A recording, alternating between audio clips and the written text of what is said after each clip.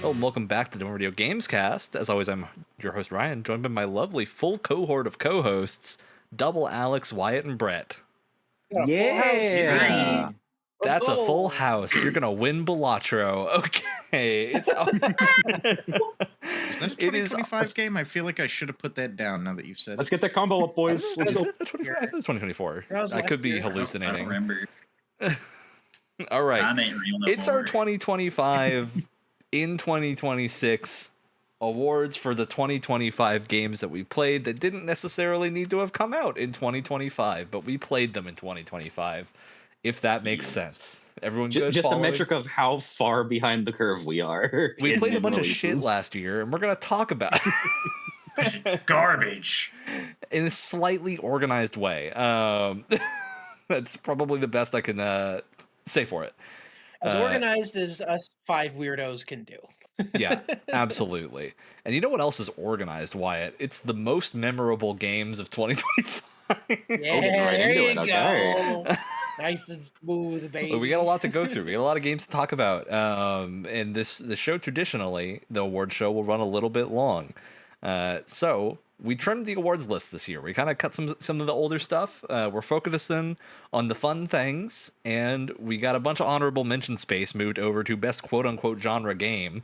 But we didn't do them as full categories because all of us play a very large spread of genres. So if you don't see like best RPG as a category, we're probably going to talk about the best RPG that some of us played, but it's not going to be a full category, etc. We don't need to listen to Jeff Keighley's rules. He has no power in our house. Except for the fact Power that- here. Except for the fact that one of us has the same game on here like 4 or 5 times. Which Yeah, I I swear to mean, God, he tried to fix. it's going to happen Yeah, more but you're than once. self-aware about it. Look, okay, let's start with the most memorable games. I'll open this up, and I want to mention a little game. I think I mentioned this actually in a Steam Next Fest episode we did way back when, which is Kill the Music, a little indie kind of Vampire Survivors like rhythm game in which you play a like guitarist trying to rescue her band from hell, maybe. I'm not entirely sure on the story. I haven't beaten it yet, but it's kind of like a mission-based Vampire Survivors, but with rhythm, and it's very good, and the UI is incredible. The whole thing has really, really cool, like, chunky pixel art UI that is, like, a style that just doesn't get seen in games very often. It's very, very cool. And it's very memorable. I think Kill the Music is a super fun looking game, and I definitely want to finish it. It looks so cool. This year for me has not been the year for rhythm games somehow. It's like I tried the loosely demo. a rhythm game. I tried the It's demo not for actually it. rhythm. God, I can't hit those combos well. it's mostly that just like hitting a button on and- the beat, and you'll do things. But And a Rift of the Necrodancer. I don't feel like I've ever been worse at a game than Rift of the Necrodancer. look, I played some Rift of the Necrodancer this year too. It is hard. I don't know And why. I'm not and great I- at Rift of the Necrodancer. And I'm famously on camera as not being able to complete the Crusader Kings tutorial on easy. Well, okay, that's not a hard thing to not do. No, I'm with that. Like Crusader Kings tutorial stops being a tutorial and just starts becoming Crusader Kings, and at that point, you're kind of lost in the sauce. And I like those games. And then I have a double one here for most memorable because I wanted to make sure we mentioned RoboCop Rogue City. Oh yeah, Because what a game. What a twist in the it once you it get really to the makes you feel like police station, RoboCop. it really makes you feel like RoboCop, and it's written in a way that is so funny and so fun to play that I just wanted to call it out I'm really here because glad. I didn't get very far in it past the Games Club bit, but I did want to mention Rogue City because it's very cool. All right, who's next? I'm We go in I'm just order? glad you picked that one because I didn't find a category for it, but worth Mhm. mentioning. All right, Alex Labella, we're going in order because Wyatt said it, so Alrighty, it's your sweet. next. So, The my- I think that's the crazy- best way to do it. My Yeah. most memorable thing, because God, I have, God willing, I'll finish this game, like even just the base game this year. The modded Morrowind experience that you helped me cook Yeah. up. Wow, that's good. Look, Morrowind mods are I- crazy. I love the Elder Scrolls universe and the stuff that people can come up with it. The wealth of lore that there is for people to just make the rest of the world around one country in a really old game. That and there's a super cool Morrowind mod where they add a very Diablo 1 inspired priory that you can go to and go fight a bunch of like Diablo inspired. It's very fun. I need to go back there now that I am probably more of level for that. And Tamriel Rebuilt is like one of the coolest modding efforts ever made. Oh my god, it continues to be. Tons of cool stuff coming for them this year too. What a fun Fighters Guild quest in Old Ebonheart. They're all good. And the They Fighters are. Guild Old Ebonheart is getting a full refresh. I'm sorry, soon. what? Yeah, they're fully refreshing it and tying it into the rest of the region because the next update is going to like redo some of the portions of areas there. Super cool. Tamriel Rebuilt is a very fun modding project to follow. God. Okay. Wyatt. Yeah. So I have Split Fiction. It's going to show up a couple times because I need to put some respect back in this game's name. After it was stolen at the Game Awards, I will never, ever get over that fucking. Oh my god! Don't even get. You know what? Well, I'll save it for a later category. Shambles, but I say. there are so many sequences that I don't think Ryan or I are going to forget anytime Dude, soon. the ending of that game, especially the final like hour of multiplayer shenaniganry, is so good. This is one of those games where like it's not the best game you've ever played, but while you're playing it, it feels like the best game you've ever played. Is like the best way to describe it. But just like I mean, it feels like co-op ideas that they had for It Takes Two that they didn't have the time to put in and they saved for Split Fiction. And not that that's a bad thing at all, because it's stuff that maybe they just couldn't fit into the story for It Takes Two or something like that, but they just went absolutely balls to the wall. Like there's a whole bit where you're trying to like unlock a phone, but you have to go through like 6 different steps with like a captcha, and you have to and then like take a another picture. one shows up and it does that like 4 times. And you have to use your like fingerprint and stuff like that, all while the other player is riding on a motorcycle, dodging explosions and going off ramps and shit. It's amazing. it's amazing. And I don't So even want to funny. spoil what the last 15 minutes of the game is. I don't want to spoil it because I want people to play and experience that and just go in with no knowledge of what that looks like because it's truly incredible. No, it's gonna stuff. get wild. Yeah, Great game. All right, Brett. They did the craziest thing they possibly could have this year, and they released a new Silent Hill game that was actually good. What a Amen. revolution! That was possible. And I was like, I'm playing it, and I'm like, this is pretty awesome. And then they just like it just becomes like a just a clunky character action game halfway through when they and when they realistically saw your character's arm off and graphed on like a big wolf arm from one of the wolf or fox deities that's terrorizing the town, and you just turn into you are the monster after that basically, and it's kind of awesome. And just like a bunch of shit they do like that just really like holy fuck, it's up there with some of the classics for me, and I feel like that had to be commended because I just didn't think that was going to be possible. But yeah, I there are just like certain scenes and sequences in that game that whether it's because they're disgusting or really really freaking cool, I'm just going to be thinking about forever. Hell yeah. Brett, when you say halfway through, do you mean multiple endings or halfway through the first playthrough? Halfway through the first playthrough. Oh, that happens to the first playthrough? Holy shit! Yeah. that felt like an ending C type thing that happened when you. Oh, first for sure. that. Yeah. Like, Well, if Jesus Christ. That happening in the halfway through the first one should tell you how absolutely insane things get by ending C. God. Yeah. Okay. Oh boy. Alex Wood. All right. I put down Blueprints. I have not finished this one personally. I do need to go back. I have lost my notes, so it's hard to. Let me know if you need mine. I have extensive. It's hard to figure out for yourself when you think you have finished the game. I'll say that there are still community efforts figuring out how to solve some puzzles in there. It's wild. But regardless, I don't think I've ever quite played a game like it.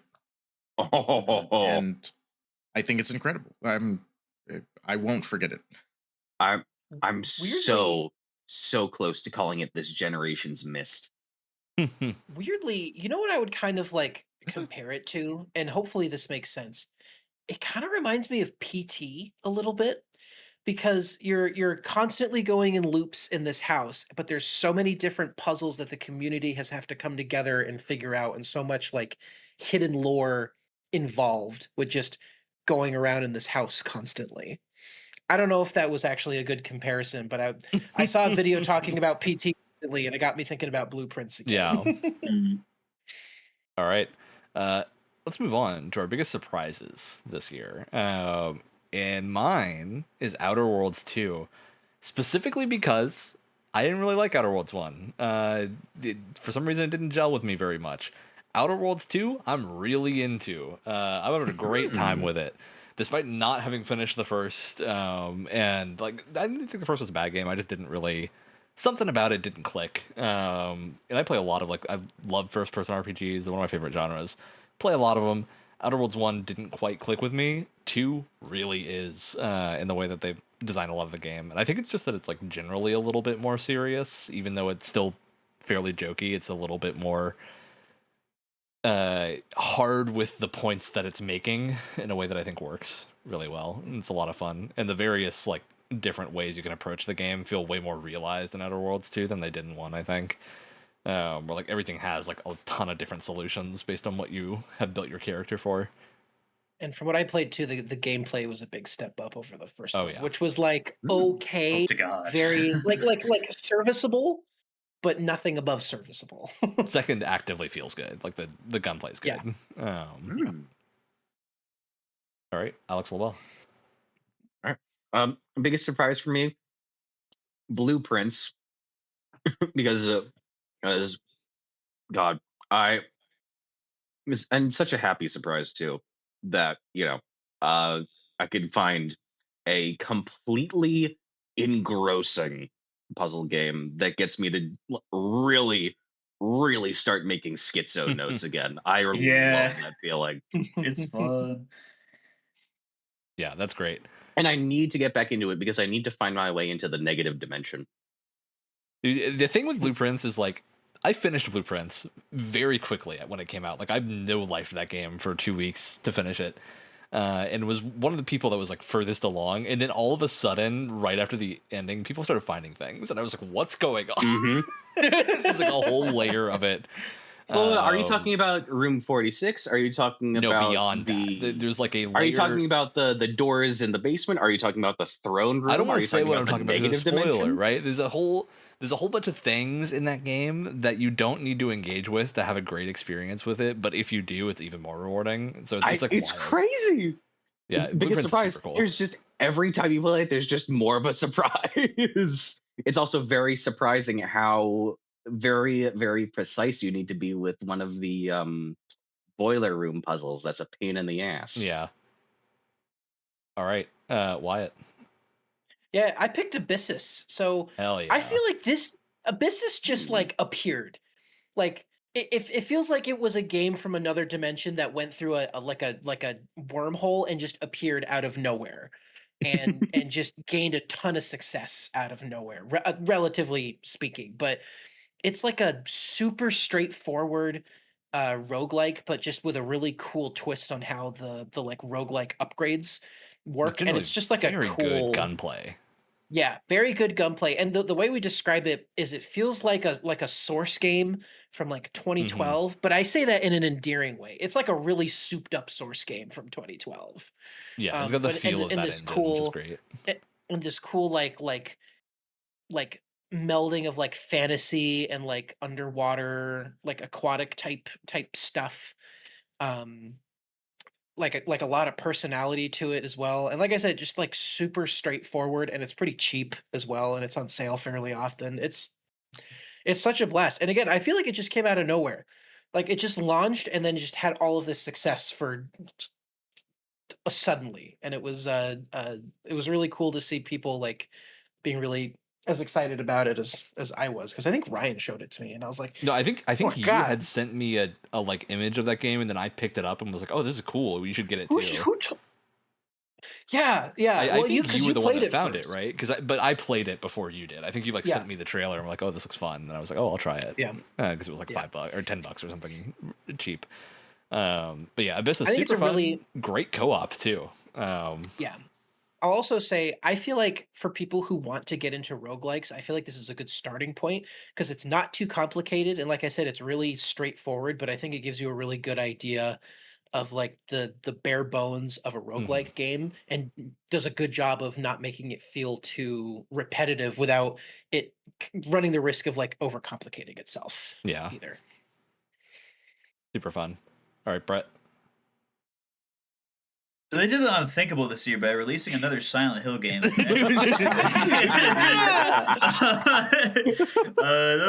did the thing. I put the two, and they're right next to each other. Okay. Yeah, I don't know. I'll just restate what I already said because I thought about it because I really wanted to make a point of not having too many repeats on my list, but I really don't think Who would do such a thing? I know. It's fucking hacks. I don't think there is anything that was more surprising to me this year than really just how actually good that Silent Hill F was. Yeah. I went in with really, I guess, low expectations, but just very like metered expectations because I heard the Silent Hill 2 remake was good, even though there's a couple things that aren't like great about it, and I think the consensus is that it doesn't really replace the original at all because how could you? But a totally different team, guy that's written a bunch of crazy visual novels that people rave about all the time before. So all right, and I just like everything that would happen was just like out of the park home run. So such a crazy success for people that are obsessed with that kind of gameplay. That I'm back into like waiting what the next thing is going to be again, and like waiting excitedly for a new Silent Hill to drop instead of being like, it has the name, but it's Konami, so who knows what kind of poison is in that pile of what are they gonna garbage. do? I mean, honestly, like, I'm curious if you agree with me on this, Brett, but it kind of similar feeling to me as Ace Combat 7 when it came out. Just being like, oh, we're like back in the territory of the good games. Of the genre. Even if it's not like the best, what are they gonna do now? Oh like now boy, I'm what are they gonna legitimately do super now? excited for the next thing.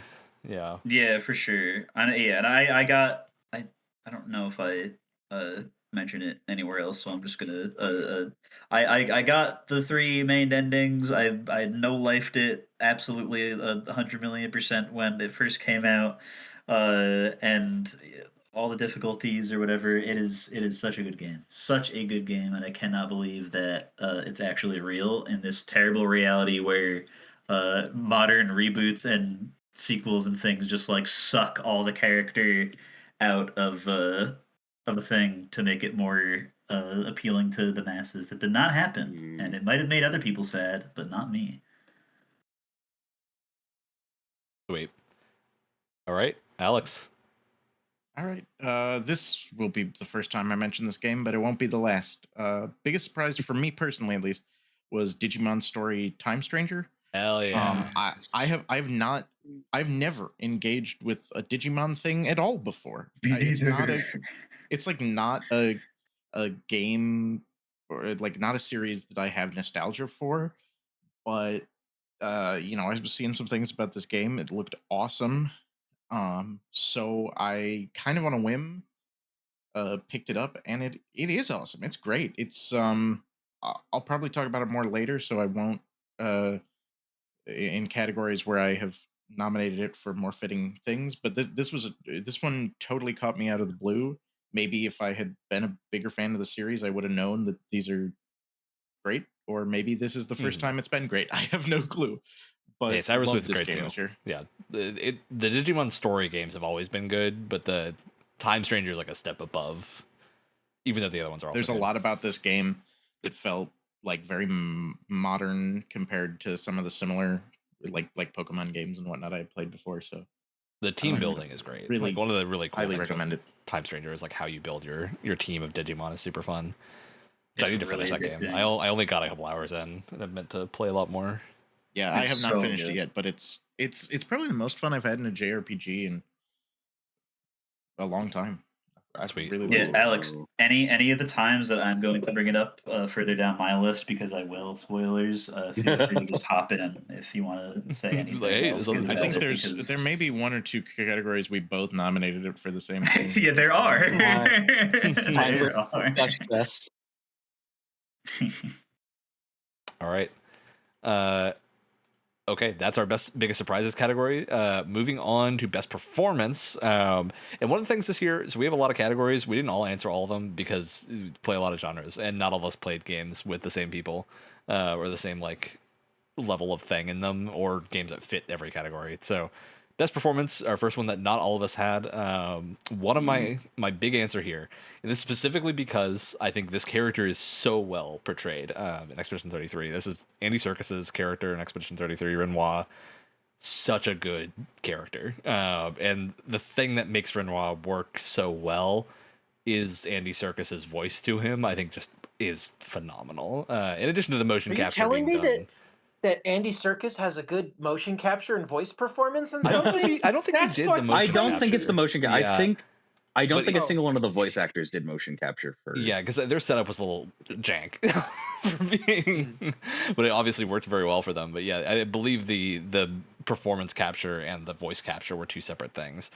Both of whom for Renoir were excellent and astounding the whole time. But yeah, his vocal performance is so well done, and like Andy Serkis is one of those people that you could definitely see being like, oh, I'm a big Hollywood guy. I'm gonna do the game. It's gonna give me some money. I'm not gonna put 100% into it.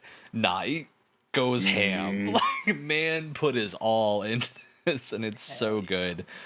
Yeah, he kind of steals the scene every time he shows up, which is great. Okay, Wyatt. So, Death Stranding 2 is going to show up a couple times tonight. I finished it recently, and I have a lot of complicated emotions, especially with the way that the ending left off. I mean, yeah, I have a feeling we're gonna do a full episode on Death Stranding 2 once I finish it. I think we'll have a lot to talk about. So one of my problems, I think, while the game has a stacked cast of, in theory, really good actors, I feel like a lot of their voice performances tend to be kind of one note for me. It's like they have a character with a voice and they kind of stick to that. And it's like a lot of characters have like the same cadence or the same kind of tone throughout. And I feel like it's a bit like it's very Kojima. It's very Kojima. It feels a bit like oh god, what's her name? Ash Aloy? who yeah, it's kind of like what's the Horizon? voice actress's name? Yeah, Ashley yeah, yeah. Birch? What's the voice actress's? Thank you. Sorry. Sorry, that's why it's brain coming at you We're live playing like once 50 again. questions. Yeah, I'm so sorry. I'm so sorry. She's a great voice actor, but her portrayal of Aloy to me is very kind of like monotone and very kind of one note. I feel that way about most of the characters in Death Stranding 2. With the exception of Troy Baker playing Higgs, and you can kind of extend this to the first game as well. He is an absolute delight in this game. Like maybe it's just because he's the most comfortable with like motion capture and voice acting, but you could just tell he was having such a blast portraying this character, and it kind of makes a lot of sense for the role that he's playing in this game as well, because he's just kind of having fun fucking with Sam the whole game. That's his Hell only yeah. goal is to fuck with Sam, and he has so much fun doing it. And genuinely, any scene that he's in, the screen lights up. Like he's so great. He has so many like little subtle details in his performance and everything. He like really commands the scene. Yeah, he's great. Fantastic. And like again, sometimes I'm watching a cutscene and it's beautifully produced, but a lot of the time I'm just kind of sitting there like and then he shows up and I'm like, oh my god, wait, this is awesome.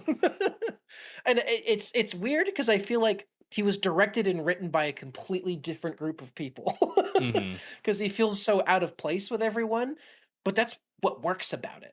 I don't even know how else to describe it other than that. He's so good. I just whatever Troy Baker does is Southern twang. It just really works. Really lands That's- for you. Yeah. He feels like he's really in his element with that. Yeah, that's great. Okay, Alex Wood. Did someone say Troy Baker? Whoa. I'm not 100% sure if this is like truly the best voice that I. Well, it may be the best voice I played this game. I played a lot of games that weren't voiced. Me too. But I wanted to shout out at least his acting as Indiana Jones in Indiana Jones and the Great Circle. Yeah, for sure. Like it's Yeah. spot on. You pretty much can't tell it's Harrison Ford was confused it wasn't himself. Yeah. Yeah, I remember. Clearly, it's kind of odd to me to give like best performance to somebody like emulating another person's voice, but the fact of the matter is like it's he clearly put in the work to make that nearly perfect imitation, and Well, it really helps the game feel like basically just exactly another movie. It feels Oh yeah. Well, what so I tonally said the same. what I said when we were talking about the nominees for the Game Awards was like, yes, he's doing an impression, but also famously, Harrison Ford is a very difficult man to impersonate. He's got a very specific voice. He's got a very Got a specific cadence personality that doesn't yeah. come through very well. So if you're gonna pick anyone to imitate, that's like one of the hardest people to imitate, and he fucking nailed it. Yeah, it did so well. Yeah, really nailed it. I mean, there's like times I've seen it side by side to like the beginning. If for anybody who hasn't played the game, the intro is a recreation of the intro to the original Raiders of the Lost Ark movie. It's great. And It is so good. it's a lot of fun. And like I've seen side by side his performance and Harrison Ford's, and there are slight differences, but really like you could not really like if I didn't know it was Troy Baker, I would have thought it was just like another take of Harrison Ford or something. It's startlingly accurate. Yep. Okay, moving from what is the best performance category, one of our classic categories that I like to bring back is something about obnoxious characters. This year, it's our most obnoxious character. And this can mean a lot of things. Mine is already an oddball to mention, but I picked. There's a couple of characters in the game Ball X Pit, if you're searching for it. Great game, really good. Like not asteroids. Breakthrough and Arkanoid inspired indie game where you like build a town and you play Arkanoid roguelite mode essentially to break blocks and get through levels. Very fun. Most of the characters are great. There's 2 to 3 characters in that game that kind of play the game for you in weird ways. The one that specifically I really hate is the one where it chooses all the abilities for you, because that one just kind of like removes most of the game loop when you pick it. There is one you get when you finish the game and like get all the other characters that will actually play the game for you, but that one's just kind of funny because it's like you won the game, here have a thing that just auto plays if you want to. But the one that you get pretty early on, I think it's called the Philosopher, will just like choose all your upgrades for you, and it makes the loop not work anymore in my mind. I find that very obnoxious. Alex. Alrighty. So I was playing this game mostly multiplayer with a friend this year, because if I was not playing it with them, I would not have played this game. It is so. Code Vein is a Souls-like game in that it is one of the first Souls-likes, or one of the first games to imitate to emulate the model. Emulate the grindingly, quote unquote, what they interpreted as grindingly hard combat. And this is around the time period where I believe it would be, taking its lessons from Demon Souls, the first and least refined Souls-like. aside from Kingsfield, but we're not really counting that. God, there's some wacky characters in Code Vein. Also, it's vampire Dark Souls. It's vampire anime Dark Souls is the quickest rundown on it. there are Yeah. some wacky characters. There's, and this being an anime game, it's really funny that one of the first people you're introduced to is named Oliver Collins. Yeah, it is very funny. But God, the cast of characters, while I'll say has interesting character design, it God, so many people are teetering on that line from, oh, that's endearing and nice too. You're the most obnoxious child I have ever had the displeasure of dealing with. Yeah. And God, there's so many of them like that. And the person who is your companion throughout the entire game wears what is essentially the most beat up pillowcase you've ever seen, and that's it. And it doesn't cover enough.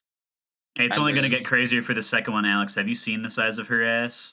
I have not. It's crazy. The thing, It's like the thing- actually insane. the thing that like really honestly Was not prepared for that.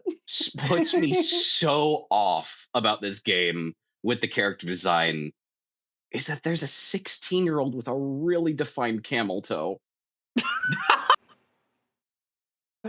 And it's so upsetting to look at. Can we move because on? they could Ryan have thought that censored we all were- right. Can we move on? We I think go you the hit the entire point. channel's history without saying that phrase. Can we move on, please? Okay, rein yourselves in, Wyatt. So a lot of the times when we have an obnoxious character, it's a character that isn't meant to be obnoxious, but ends up being obnoxious, and that's pretty funny. But sometimes Look, the you code can't Gamecast, beat. yeah. Yeah, but sometimes you cannot beat a character that is specifically designed to be obnoxious. Mm. Eris from Yeah. Hades 2 is one of the most loathsome, Mm. despicable characters word. I have I've ever never experienced. fundamentally disagreed with a character's outlook on life as much as I do Eris. It's like spoiler alert, I have Hades 2 a lot on this list, and I really tried to pare it down as much as possible, but this is one of the categories where I will not budge. No, it's great. Eris sucks. Eris sucks. So And that is the point. she- But and that is like I said, sometimes you can't beat a character that's designed to be annoying. Like she's fucking with your plans all of like the entire game. Like the world is at stake and she is enjoying fucking with people. And she's like doing it in this weirdly like flirtatious way, which makes it even Ugh. more annoying. which is like, don't you Her like boss that I'm doing fight- this? Like, Yeah. No, It's like, oh, isn't this fun, never. babe? She's like in like the crossroads, like the hub area, she's littering all over the fucking place and mocks you for picking up the litter and keeping the place clean. Which makes it worse because you actually need the litter as a crafting material later on, so you have to Oh. fucking do it. For what? Is it a good weapon or is it I It's, feel like it can't be, I think it's the- from the broker. You get like certain items from the broker or something like that. And just her boss fight in general is so fucking annoying, and she's like pestering you the whole time. But man, when I beat that boss fight for the first time, it's a feeling that I have not had in a very long time. I felt Hell yeah. great. I felt like $1,000,000 fucking bucks. And once I was able to like clear her boss consistently, I was like, shut up. Enough of you. Silence. Yeah, just perfect. So well done. Super Giant, you nailed it. Fuck you. all right, Alex. Love their writing. Oh yeah. Alex, what? You got your thing. Wait, Brett's got something. Oh, that's me. Sorry. Oh, Brett is first. That's Yeah, because I yeah, just that looked was- down and saw Brett's. You're I throwing me had to off. go do something real quick and was like, oh, Brett, No, you that- can that skip was a it, but that while was ago. 5 I minutes was- ago. So Yeah, I was just eating Ooh. guacamole. I didn't want to ruin the crisp, Here we go, the wonderful first audio long quality. response. Alex, what's your turn? What's a long response? You've had your It's a turn. long response because there's a caveat that I did not actually play this game, but I really desperately needed to hop onto the bandwagon that I don't remember what his actual name is, and I have Miles Morales written here. That's not his name. It's similar. I think it's Miles McKenzie. I think it's Yeah, Miles it's Miles McKenzie. McKenzie. From Metroid Prime 4, and it was okay. I think Alex W mentioned earlier not playing a lot of games with voice acting this year, and I didn't either. So I was like, man, not a lot pissed me off in the way that an annoying character would this year. But I was watching my poor friend known as Wrestle Ryan, who occasionally would make an appearance in the olden days. He had been waiting for a new Metroid Prime game for what felt like centuries, and was so happy that one was finally coming out. I actually have not seen him play 4 since the weekend it came out. Because he was so off put by other things with the game's design. But like when the copies of the game leaked, people were like, "Oh, he's just in like the first zone. He only hangs out like a little bit or whatever. He's not that bad." Or like, "Oh my god, he's gonna make you delete the game."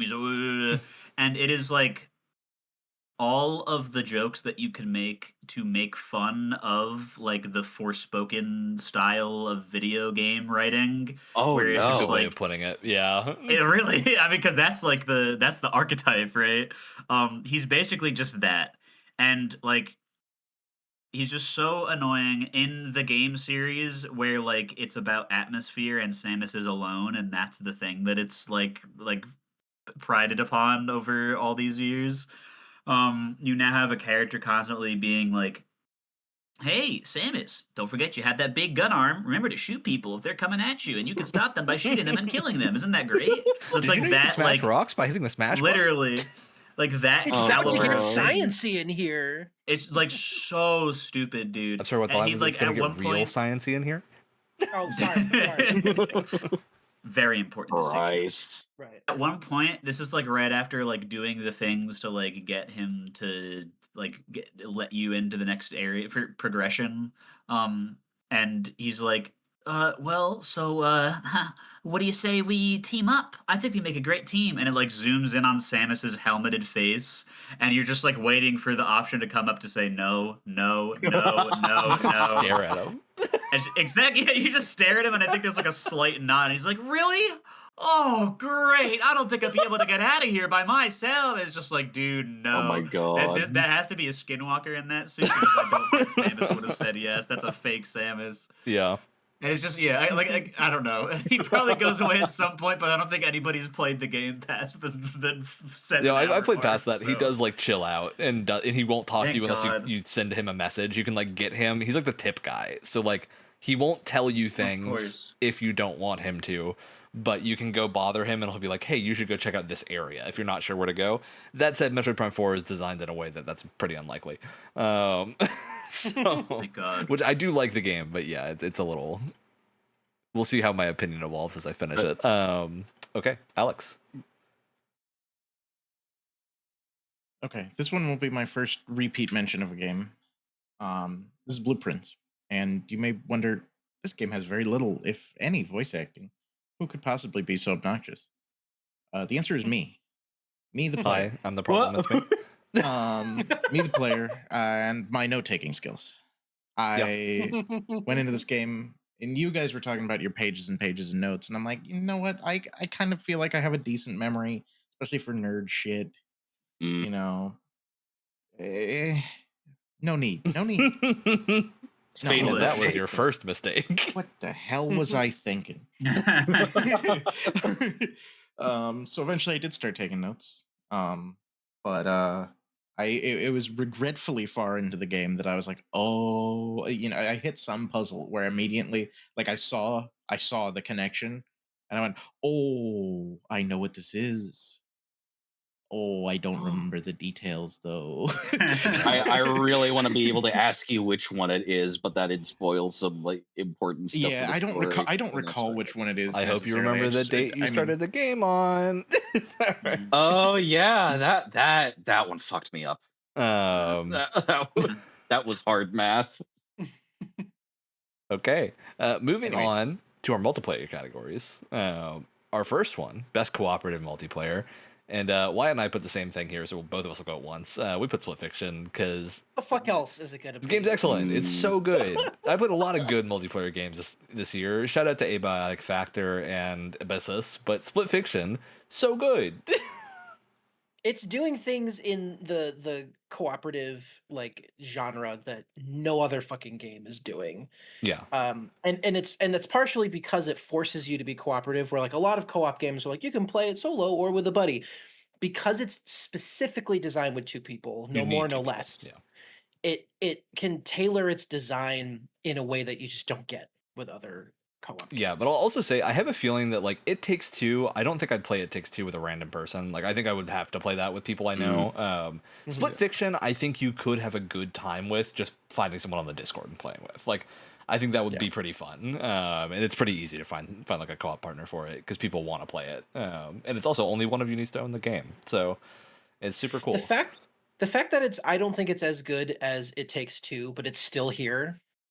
I feel like that says something. The gameplay does like things that It Takes Two did not do, which is super cool. But yeah, at least the writing quality is not as consistent as It Takes Two, but it's still very good. So yeah. All right, Alex. First off, I want to say I'm sorry for oh boy. I say oh boy, here comes the first log post. I meant that in a genuinely excited way. I love it when I hear you get into things like this. That was not meant to be like, oh brother, this guy missed you even. Yeah, I don't even know what you're talking about. Right? Say your games. Okay, good. I'm just hallucinating. You're fine. Best co-op multiplayer, Borderlands 4. Oh, it's so fun. I love. We did have a lot of fun playing that this year. It strikes the perfect blend of humor and like really fun storytelling, as well. I think that good stuff. It feels so good to shoot the guns in that game, and it's a really enjoyable loot chase together, and then showing off the different roles and things we have on artifacts and the character builds we have, and seeing just a billion scythe specters shoot out at you guys while I'm busy punching people. It's also just really fun. Because Borderlands 4 has like such a good. Wyatt and I were just talking about Split Fiction, which is not drop in, drop out. Like Split Fiction, you're playing with co-op. Borderlands is whatever you want. You play it alone, you play it with people, you drop in, and it's seamless for the most part. Like we had maybe one issue on launch week. I think we're like we couldn't connect, but we're like the worst case scenario. There was some weird coastlines. So there was some weird stuttering after an update, but I think that also got fixed. Yeah, it got fixed because at least Alex, I believe you and I finished the game together, right? We finished the final fights in co-op, and that was super fun. And I also really appreciate how it's a series that's gone on this long, and it's a looter franchise, but it still has stayed very like straightforward, no like live service nonsense, because it really doesn't need it. Yeah, and the closest really is the refreshing DLC, right? And like that, I'm legitimately excited for. Like I want to play the new characters because they look super fun. And I really appreciate that we still have like a looter shooter that doesn't lean into any of that, because it doesn't need it. It absolutely does not need it. All right, Brett. Yes, I have played this game before, but I only got into actually giving a shit and playing it very recently. Much to your happiness, I'm sure, Ryan. Hell yeah. And my happiness. I love this game. Oh, I didn't even know that. Yeah, this game's sick. Monster Hunter Rise is really good. I just don't think I was really in the mood for it when it first came out on Steam, but if you are looking for some, it kind of almost feels like this is like a really weird comparison, but just like the quick version of Helldivers 2 with friends. Like you just go on a mission and you spend like 10 minutes fighting a guy, and then it's over, and you get to reap the rewards and then do it again. I feel like Helldivers missions are usually like 2 to 3 times that length and take like a large chunk of effort. But yeah, they by this point, there have been a cajillion Monster Hunter games before Rise, and they've really nailed the formula. And in Rise in particular, I think they have. I mean, it's weird to say that they have the multiplayer stuff right, because they got the multiplayer stuff right in like the first or second game, and that you join a server and the guys you want to play with are there. But you need to understand that the game that came out before this, which is going to come back later, is Monster Hunter World. And that game's multiplayer means that you have to sit and wait through a cutscene if this is your And first like time seeing a rejoin monster. each other, and like Yep. it constantly Wyatt and I tried to play that game multiplayer, and we had so many problems. And then Rise worked perfectly. Yeah, exactly. And yeah, it's just such a dream to be able to play. You know, if it's your first one picking it up, it doesn't really matter. You can have just as much fun as someone who has 400 hours in it. And you know what? If you're playing with somebody that has 400 hours in it, all the better, because then you know, you get to learn some of the cool things that you'll you can see do some the game zany doesn't stuff. teach you about. There's a lot of fun, like, physicsy things. There's a lot of abilities that work together with each other. Cool weapon combos. There's a lot of abilities. There's a lot of abilities that don't work together with each other. Like, if your friend is using a hammer, then he might as well just go fuck himself, because he will send you flying in the middle of doing your sword combo that would stun the monster. Also, sorry. Also, the insect glaive is one of the greatest weapons ever good. devised in a video game. It's cool. No gun style. It's so sick. God, this will come up later. I really wish I enjoyed Monster Hunter more. Which did you play Rise or no? I played. You played Rise. Rise. It was a I Game played Pass. Rise. Yeah, we played. I played Rise. You hated it. I played Worlds separately. Yeah, it seems like it would be so. It seems like it would be so up my alley, because I love being able to climb on monsters and clobbering the shit out of them, and I just hate how all the weapons I tried felt. We just need to find a weapon for you. You might be a bowgun person, bizarrely enough. That's true. I think you might be a bowgun person. And also, you do just have to contend with the reality, Alex, that unfortunately climbing on the big monster and slashing at them is like the D level gameplay thing that happens. It is not the main focus of the game. The thing that I fell in love with was seeing the dagger combo too, of him just going down the spine of a monster, turning into a blender. That looks so cool. And then I played with the daggers, and I you guys keep telling me that I'm wrong, but I accept that, but this is how I feel. Every time I picked them up, is that they felt like they were slower than the great sword in Elden Ring. That's because the daggers have three states you need to be in. So in regular dagger state, it's slow, but you only are supposed to be in that for a couple seconds to get into your demon mode. After which point you build your archdemon gauge to go into archdemon mode, and then it becomes Devil May Cry. God damn it, Alex! Come on! Why didn't you know about your 3 modes and your 8 buttons? Because I couldn't get that far because I'm shit at the game. Exactly. And now you understand why people love and hate Monster Hunter. I mean, that's why I love the insect glaive. It is a perfect melding of. I too love the insect glaive. Of function, but also looking cool as shit. I like big booms, and I cannot lie. Okay. Alex, get us out of here. All right. Please, for the love of God. My pick for best cooperative multiplayer this year was Peak. I don't think there was anything like technologically advancing about this game. You know, but it was damn good fun. Yeah, it's really fun.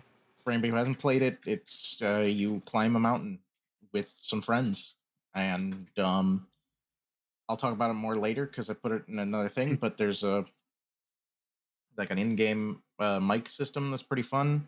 It's really funny, especially when you hear someone screaming as they fall.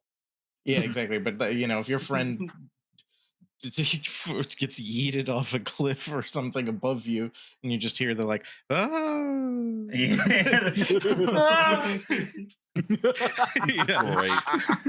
It's great. And they've been adding stuff post launch and everything, and it's been good. I think at launch too, I played it pretty soon after launch. It had a few like stability issues and stuff was a little bit buggy. It seems like they've fixed pretty much all that. And then they had BB no money in the game. That's right. They're another game with a live console in it. What? I didn't know about that. What? Yep. It's really weird. It doesn't make any fucking sense, but it's really funny. I gotta think he was just a fan of the game. Right. So. What? Let's move on to best competitive multiplayer. And I'm going to speed this up a little bit so we can keep going through these categories. Again, Wyatt and I have the same game here, and it's for very obvious reasons. It's Battlefield 6. Man, Battlefield coming back was Oh, I'm so happy. Yeah, It's so much fun. It's probably the only first-person shooter I'm gonna have consistently installed for a long time. Ooh. And like Yeah, I've enjoyed same. a couple of things. We had a good time with the whatever one of the recent Call of Duties was. We played a lot of Ground War and that was fun. But like, man, Battlefield just hits the right feeling when it's working well. And generally, Battlefield 6 has been. It's fantastic. I still have a lot of reservations about map design. I'm always going to be a purist and a stickler when it comes to open weapons. I just think you shouldn't even open that can of worms at all and just have everything be, stick to their guns, literally. But, I mean, it's so much fun. Just a good time. I can't help it. And I've not played the single player. I probably won't play the single player. I don't. I need have. to. I haven't. Here's the thing. I have because I'm a fucking idiot. It is the funniest shit I've ever seen.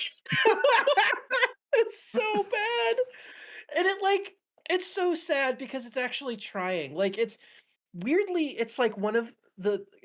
I don't know why I'm such an expert on Battlefield campaigns. Please don't. I don't want to go down that road right now. But like, it tries to like incorporate all of like the battlefieldness in the campaign, which you don't normally get with like Battlefield single player stuff, but it just fumbles it so bad. And the story is like it's like a military shooter parody. Like if this wasn't Battlefield and they just called it like Joe Schmo shooter, like it's the whole thing feels like a parody. Especially because I'm going off on a tangent and I'm so sorry. Especially because after tragically Vincent Pella passed away, I actually went back and played a lot of the Call of Duty games that he worked on. And then man, going back to this Battlefield campaign right after that was a fucking I'm sure that was a brain whiplash. blast. Holy That's shit. why it's winning best competitive multiplayer. I'm so sorry. We're moving on. Please get All right, this out of Alex, take us away. She ultimate chicken on my horse till I hopefully sheep raccoon. Which is on Game Pass now. We're gonna have to play that. Did I just have a stroke? What was any of that? What just happened? Ultimate chicken horse, Wyatt. Give it the program. Ultimate chicken horse. It's competitive multiplayer because you're also competitive against yourself. Yeah, because you will screw yourself. I love screwing myself over and watching people pay the consequences for that as we figure out a way around it. Yeah, it's game's super fun. I am very excited to try out Ultimate Sheep Raccoon as well, which is like to my understanding, on bikes. So that seems fun. What? Oh no! What do you mean on bikes? What I does hate that everything mean? you just said. It's like I don't know because I obviously haven't played it, but I think it's like like Line Rider and stuff where it was like wild. curves. It's and it looks really fun. God! It looks super fun. Yes. Oh no! Oh hell yeah! Okay. For the record, I also really like playing Battlefield 6, but they betrayed me, and now I hate them. So I also want to say here, AI fucking sucks. Stop doing it. And if you put it, of us putting it in this list condones any of that behavior whatsoever. No, and if you put it in your game, I will stop playing it at that very moment. Because I don't like it, and it puts a bad taste in my mouth, and I would rather taste good things like Straft Hat. What a good thing! Which did not. I don't think it came out last year. I feel like it came out the year before. I feel like it was also on my list. It's been like an open beta for a while too. I played it this year. Yeah, they just relatively recently, within the last few months or weeks, came out with their last update before they're moving on to their next project. But every update for Straft Hat has been free and comes with like 10 more maps. And the crux of Straft Hat, also for those who don't know, is that it is like classic arena shooter, Quake, Halo, that sort of thing, but just turned up to 11, and it's round based. So it'll just be like whoever is last man standing or who gets the 5 kills needed to win the round or something, wins that chunk, and then you go to the next map. And so all the maps are like super small. They usually just have one little like gimmick or like a set piece to fight around, and it ranges from like, oh, this is a genuinely like fantastic replication of like a Halo 2 esque like map, like the textures, the way the light is, like looks like it looks like an Xbox original like 3D structure. Like, holy crap, this is awesome! And then the next map will just be like speed Halo on steroids, where instead of it being one ramp going down very fast, it's just like 4 slides that are like loop-de-looping and zipping back and forth on each other, and then at the bottom they funnel you into like a big cube with like a bunch of shit guns at the bottom. So if you didn't pick up any of the good guns on the way down while sliding it 80 miles an hour, you have to deal with like the crappy one at the bottom. And it's just it's so much fun to play on voice chat with people, and it's just like screaming, which is what that type of game should be.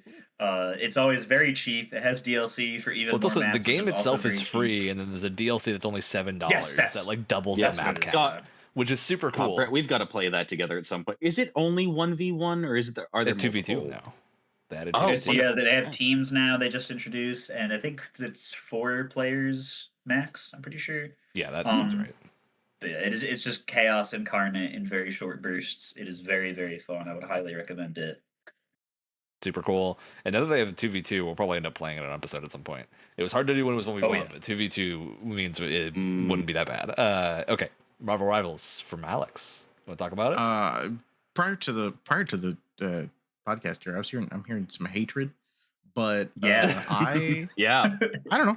I've always enjoyed this one. To be fair, I haven't played like Overwatch in a long fucking time because I stopped enjoying it a long time ago. So I don't know. I've enjoyed coming back to what is basically Overwatch. I'll be fully honest. But I like it. I like Marvel stuff too, and I think they got good character designs, even if they are gooner bait. Where's the Marvel Rivals hate coming from? I haven't been keeping up with it recently. This is a while ago. What do they do? They fired a bunch of their staff right after release. Yeah, I don't think I had even heard that. Well, and my what actually matters to me is that they made the characters I like playing less relevant, so I just dropped it. I do want to say also, I feel like big praise for this game. They are like, I shouldn't say cranking out because, well, they're frequently they releasing. might not be cranking anything. They're frequently releasing new characters at like a frankly surprising pace. It is crazy. And so I don't know. I think that's fun and it keeps the game fresh. I just hope it doesn't like buckle under its own weight eventually and become, like League of Legends where there's 200 characters or something. But with also live service games, so they can easily come up with 200 characters.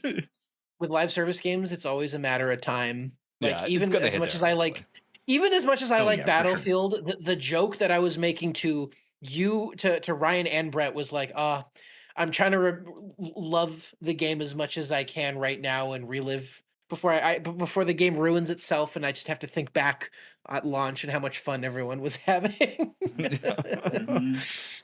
Okay.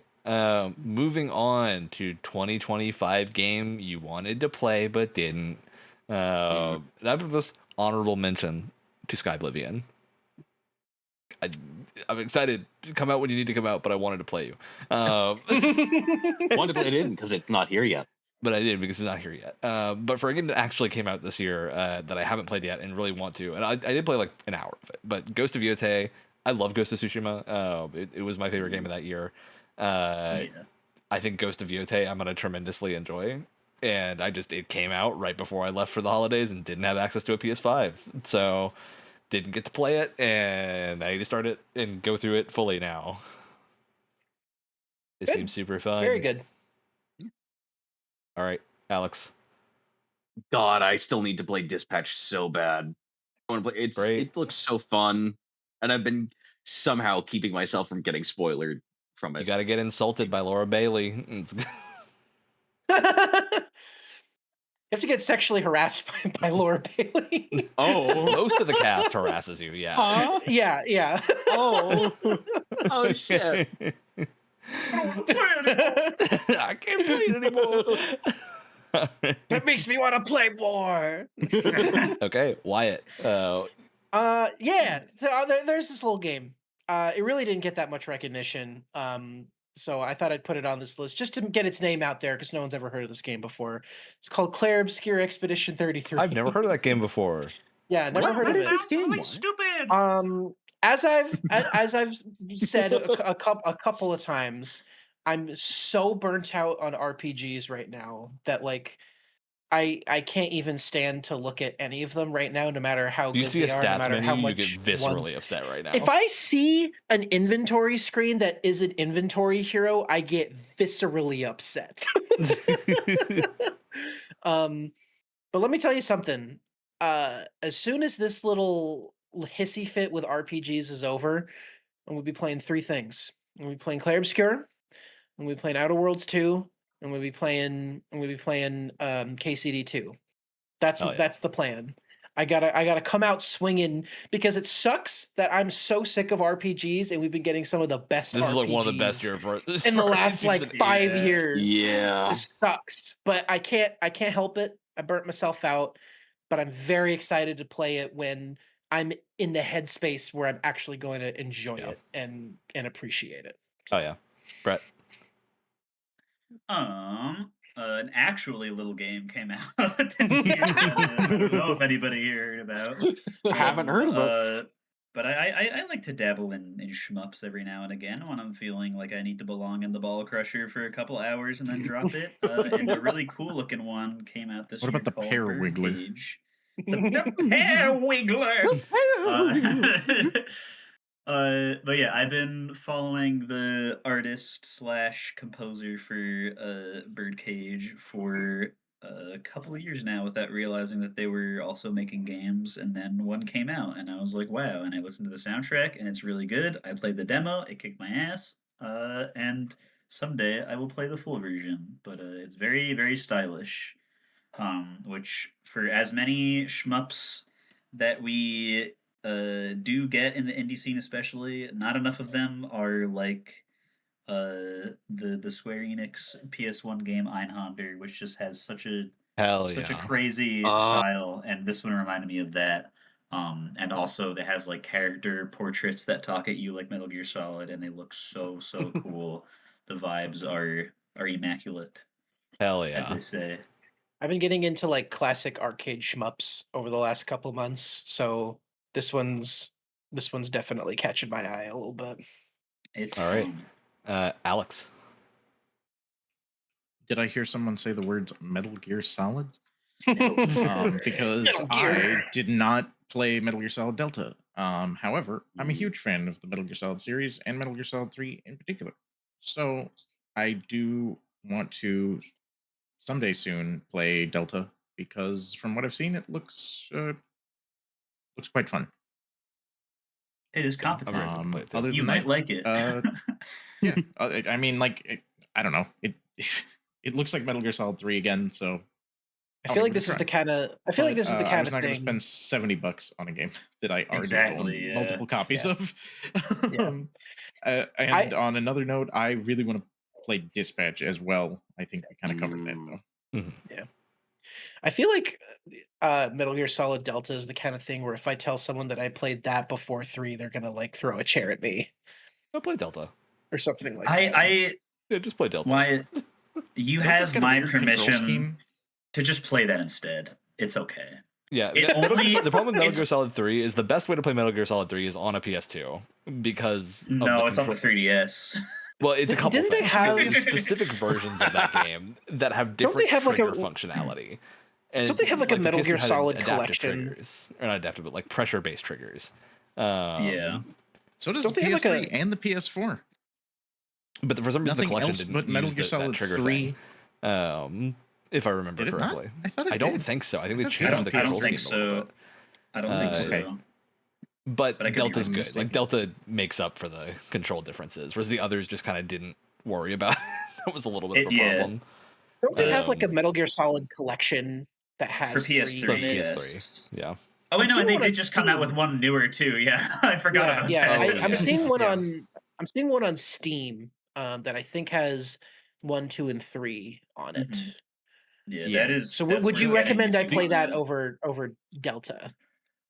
Do you want to play a game that has normal third-person camera and fighty controls that will make you win every encounter in 2 seconds like a normal person, or do you want to play a game that is wading through Intentionally really, a little really frustrating. smelly mud, except you're in the jungle and it's supposed to be smelly and muddy? Which one do you want to play? This feels like a very weighted question, Brett. It's not. It's not. It's literally that is the question of which version you get. I normally would be really stingy about something like this, but I was thinking about the reasons that I particularly didn't love Delta, and it's not because they butchered the original game, and I'm sorry for this completely nonsensical tangent, but I know that it's getting long enough, but I realized the reasons that I didn't prefer it to the original is because I love the original and have played it like 10 times. Because it changes the control scheme, and there's no real way to get the good version of the PS2 control scheme back, because when it says legacy in the options, it means like the version of the game that first came out that controls like Metal Gear Solid 1, and so you can't control the camera. Subsistence. There's there's multiple versions of it, or some substance, whatever it is. There's like honestly, of the don't Metal play Gear. that version. It's kind of sucks. So for it's okay to say you hate the monkey content. Kojima was wrong that the camera should be locked. So for someone who is new to Metal Gear, it is a perfectly fine way to start. But for a veteran, there's a lot of issues. Okay, fair enough. That's not even for a veteran. There's issues. It's just a different thing. Like it's not the same. Yeah. Okay. Though I will say, point for the Master Collection is that it all works on Steam Deck, which is very nice. Whereas Delta probably won't. I don't know if it runs, but I assume it will run worse than the Master Collection does. Is the story about the same in Delta? Yeah, it's exactly the same. Literally the same. It is so much the same that in order to get the characters to tell you the button prompts to do certain things, they have to YouTube poop speech cut their sentences because they use the exact same dialogue from the original game. They use the same voice lines? Yeah. Yes, all the cutscenes are exactly the same. Because the voice lines cannot be beaten. Exactly. They were just if we get anyone else to voice Ocelot, they're going to come and burn our studio down. So we just need to keep it the same guy. Well, I know what happens. So you're telling me I can chicken and win against this game.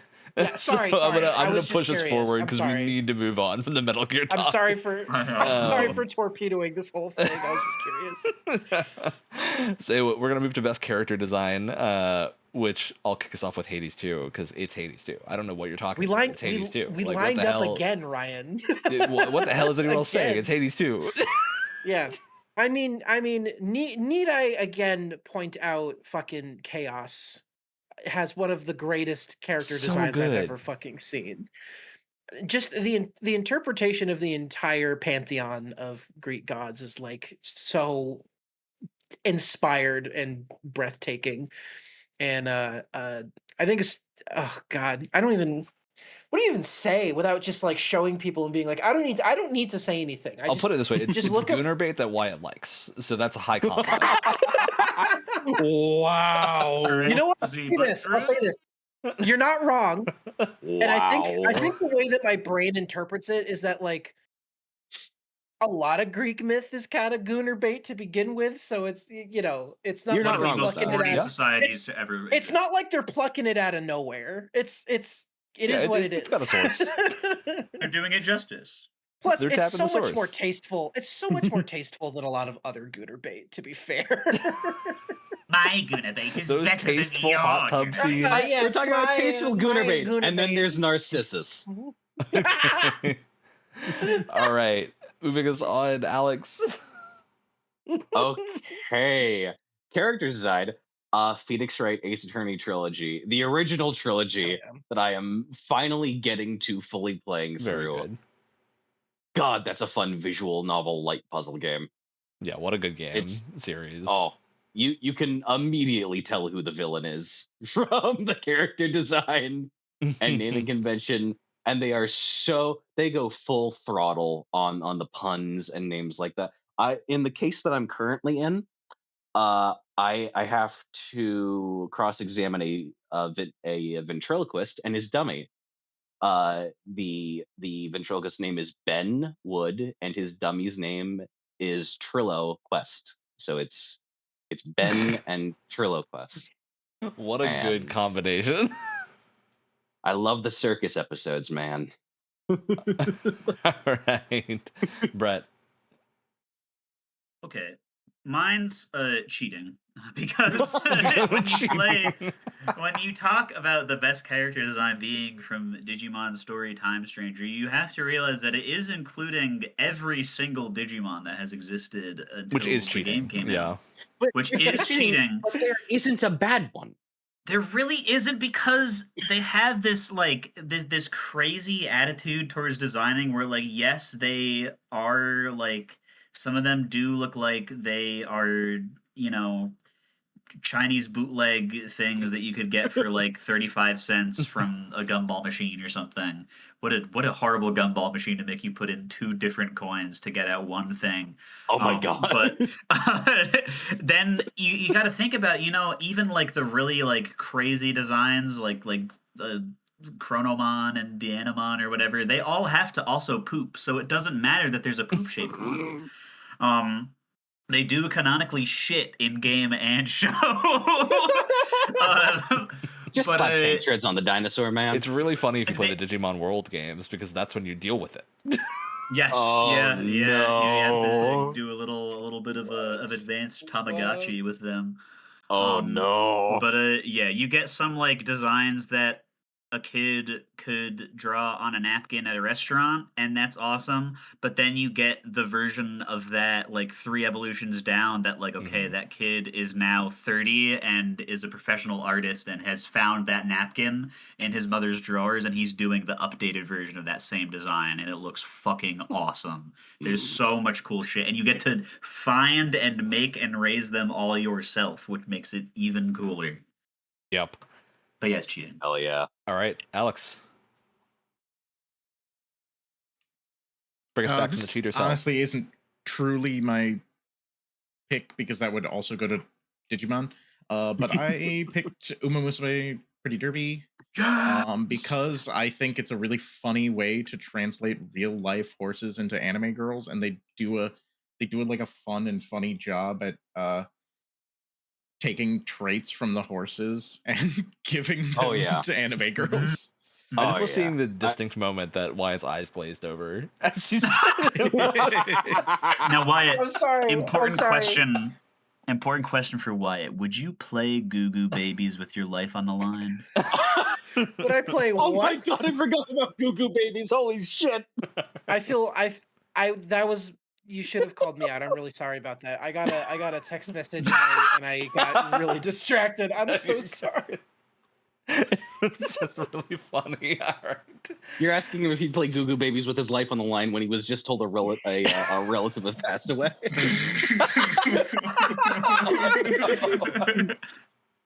I'm sorry I can't come. I'm sorry. And it's the jigsaw puppet face. I'm sorry I can't come to Grandma's funeral. We're talking about the horse girl game. I'm playing the horse girl game. I can't go to the funeral. Let's move on. It's best sound design time. Wyatt and I lined up again on this one because we played a lot of the same games this year.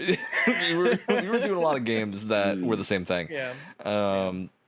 And Battlefield 6 is both of our picks, and it's because there's a specific thing in Battlefield, and this is how you know it's working, which is when you're like running, you've got people on either side of you, there's a tank rolling by, and all of a sudden a tank shell whips right past your head, close enough that you hear the whistle. And that's when it works. That's when everything comes together. And Battlefield 6 has that thing happening basically every match. And that's like such a signature of that design. And the soundscape of it is so, so good. No matter how bad a Battlefield game can get, one thing that is like quality across the board with every Battlefield game is the sound design. Yeah. Like, it's always like perfect. Is that I don't a even know. sauce-filled Battlefield moment? Yeah, I mean, even like 2042, which I don't think I gave enough credit for how good the sound design is in that. Even Battlefield 5, which most people don't like, has incredible sound design. Like they're always such pros when it comes to that. Yeah. Okay, Alex. I'm sorry, I'm recovering from a yawn. I'm sure if I had played Battlefield 6, that would be my answer as well. That not being the case, however, Lies of P Overture. I will absolutely shamelessly nominate this DLC for that. Dude, I close love second the for sound me. effects. Battlefield 6 has that moment. Lies of P has the you drag the blade across your arm thing and it grinds, and that sharpening sounds so good. Sharpening your sword in your elbow pit. You got the grinding sound. While you like have the slowly perfect walk parry forward. reaction. Oh my god! And especially with the DLC weapons, there's a gunblade. There's a gunblade. It sounds fucking phenomenal. Hell yeah! Oh my god! Very good. Okay, Brett. Sorry, I was definitely not in the middle of typing a comprehensive guide of which version of Metal Gear Solid 3 that Wyatt should get. Now I'm going to open back the tab again. Okay. Listen, I appreciate it. I appreciate it. No, who else is going to do it, right? All right. I have... Me, I'll do it. You're the only one that's we gotta do this qualified. together, man. You're the only one that's qualified. I have, for best sound design, a little game called Labyrinth of the Demon King. It's an indie horror thing that I mean, you could probably get to one of the best examples of the sound design being just overwhelmingly just intense and anxiety inducing within the first like 2 minutes of the game. When you have to basically the premise is there's a lot of one-off things and I want to tell people what they are, so I'm going to. The premise is that you're like the last soldier left of Samurai Guy's battalion, and you're not a samurai guy, you're just a guy. And you're not even like a cool guy, you're just like one of the chuds with the sticks and the flag and the spear, I guess. And you wake up after the massacre at like a camp, and you got to go to the castle of the Demon King to do the things that you think you have to do. And in order to get there, you have to go through this like really claustrophobic cave underground that there's just like shit growling and moaning and echoing and scraping and wind blowing through, and it gets louder and louder until you think it's bad being claustrophobic, but then the cave opens up into a cave chamber that is so big that you cannot see the walls or the ceiling. And there's like some worm guy hanging down from the ceiling, and he yells at you and retracts upward out of sight. And you just get nothing says press shift to run, and nothing's like run away from this guy or he's gonna kill you. It's just the loudest sound you've ever heard coming right behind you, and you're just propelled forward by that. No. I like almost shat myself playing it for the first time. It was really, really good. And then throughout the game, it kind of has that same tension to it, just from the sound being so loud and overbearing. It's really, really well made in that regard. Hey, and quality. This is, I believe, the only game on this single award that is available on Nintendo Switch. There you go. There you go. I've noticed something with you, Brett, over the years. Much like how a moth to a flame and drawn to a roguelike, you love your PS1 core horror games. It's true. It's true, and I will not deny it. I will be proud. Yeah. No, right. Be proud. Be proud. Alex. He's dead. Oops, I'm sorry. I'm thinking you're thinking of the wrong Alex. Dead. He's also writing his own comprehensive guide. I was getting distracted. You two are working on a Google Doc together. The Digimon Storytime Stranger card game release. Sorry. So for me, again, this is going to be peak, I think, and it's just the way the in-game mic like echoes around and gets muted. The Doppler effect of the homemade sound design is crazy. Exactly. Yeah. And like I said, at launch it was a little iffy if it could work right the first time, but I haven't had so much trouble with it since, and it's made me laugh so many times. You know, I'll be like, hey, where'd my friends go? And then I hear this. Oh, they're gone. I don't know where they are. Why do they sound like that? All right. Moving on from best sound design to best soundtrack. And I'm sorry, everyone else. There's a correct answer this time. Anything else is heresy, and I'm going to personally beat you up, and it's the Clair Obscura soundtrack. It's the right choice. There's a lot of good soundtracks this year, but there is a best one, and it's the Clair Obscura soundtrack. It really is. It is, but we've established that everything else is already the runner-up, Ryan. Lorien Testard, so good. Oh my god, he is phenomenal at what he does. Oh. So good. Great cool. Soundtrack. Just listen to any of the trailers, any of them. But I will call it a specific thing, because there's one specific thing that made me put this here over anything else. And there is a moment in a couple of the songs where a male lead and a female lead are singing in like clashing with each other. Both of them starting to go slightly off key and just shouting essentially at each other in French. And it's so, or like their made up language they have. It's so cool because it echoes what's going on with the characters and stuff. It's very, very good. It's such a cool like clash that they do, and not a lot of games can get away with doing that type of thing. It's really next level stuff. Hey, Alex. Alrighty. You said the same thing. I would be agreeing with you. Except I am trying so hard to not put Clair Obscura in everything, except it's one rightful spot. So I'm going to be doing my first repeat of the list, and that is Lies of P Overture again, because I will be damned if I do not put their music on this list as well. Wow. Just all over phenomenal music. You collect records. Again, there's a bunch of different records in the DLC as well. Oh boy. The final boss music for Overture. I'm going to be using that in our D&D one shot later this month. Very fun. Okay, Wyatt. So for the longest time, I'd put Hades 2 in here because if you're someone like me that didn't play Clair Obscura, that's the obvious choice. Like Daniel Korb never skips a beat. That man. Did I say what did I say? You said Daniel. Oh shit! Listen, guys. Listen. That's so obvious now, is it? I'm just a tourist. I'm just a tourist. I don't actually play video games. Listen, incredible soundtrack. However, it's very good. I am trying to reduce the amount of Hades 2 I put on this list. So I put on South of Midnight instead. South of Midnight's soundtrack is fucking amazing. It's this like southern gothic kind of vibe. So there's a lot of it's like a mix of like jazz and country with a lot of cool choir in there as well. And like lyrics, which you don't normally see in a lot of video game soundtracks. But it's like really well mixed too. It does a similar thing that Hades 2 does, where a song as like a boss fight will go on, a song will kind of add more layers to it as it goes on, and it's used very, very well. And I also just like I want South of Midnight on here somewhere because I think it was kind of overlooked to be somewhere this year. Yeah, that game's it's great, and the score is incredible. Yeah, it's really good. Okay, Brett. Sorry, still in the middle of typing. I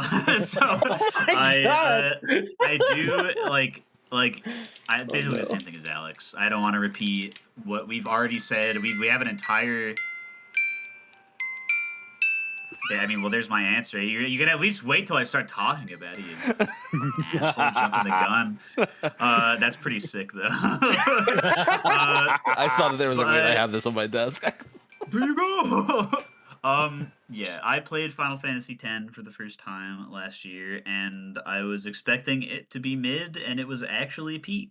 And one of the best parts about it is the soundtrack. It is really, really awesome. It's a crazy mixture of 3 Square Enix composers all going crazy for Final Fantasy because Nobuo Uematsu, who is still one of them, was like, I can't do this anymore. I'm getting old. I need children help. And the two children he got to help were really awesome. And I don't remember the one guy's name, but the other one is Masashi Hamauzu, and he would go on to compose Final Fantasy 13, which is the best soundtrack ever composed in human history. But yeah, you got his stuff on there. You got Nobuo's stuff on there. I'm talking over everybody so they can't argue with me because I'm right. And yeah, you had like, it's really funny. The last thing that I'll say is that it is really difficult for a song to emerge back into the, like, I actually want to listen to this, and it is thematically, like, relevant for the scene and is making me choke up a little bit, out of the it's a meme zone. Because the Tazanarkan song that Ryan was playing on his little device there is like classic early 2000s internet meme music, and it's like anytime like something sad happens to a character in a YouTube poop, they just play that. And so it's like like when I was playing like Persona 5, it's really hard for me to get past like the because like, okay, that's just in all the YouTube poops that people are just making other characters sing that song, and it's not cool anymore. It's kind of annoying. But in Final Fantasy X, the Xanarkand and the other shit that people use for all the old school internet jokes, they're actually like, okay, yeah, there's a reason. This is good. There's a reason it became popular, and it is because they are really, really, really. And I am going to consider the laugh part of the soundtrack for your award, so just be aware. No, I will also consider it. I think that's entirely proper. Yep, very good. Okay, moving on, because Alex did not have one for this one, so we're moving on to best controls. Hey, Wyatt, I stole your answer for this, so you want to take it? Man, we lined up a lot this year. This is wild. Yeah. This is wild. Yeah, Mario Kart World. I'm not the biggest racing guy, right? I don't play a ton of racing games, but I have never played any kind of racing game where I have felt like at one with the controls before, where like it felt like the controller for a racing game was like an extension of myself before. It like everything just feels so perfect, just like the tight turns that you're taking and like the speed that you're going off the ramps and everything. It's like really hard to talk about good control, but everything just feels like tight and precise and so well like considered. I don't even know how else to describe it. It just feels so good. It's also like there's a specific reason. The only choice I had to make with this one was whether or not I was putting Mario Kart World or Kirby Air Riders. And the reason I put World is World has the right amount of stuff going on for the buttons that it uses.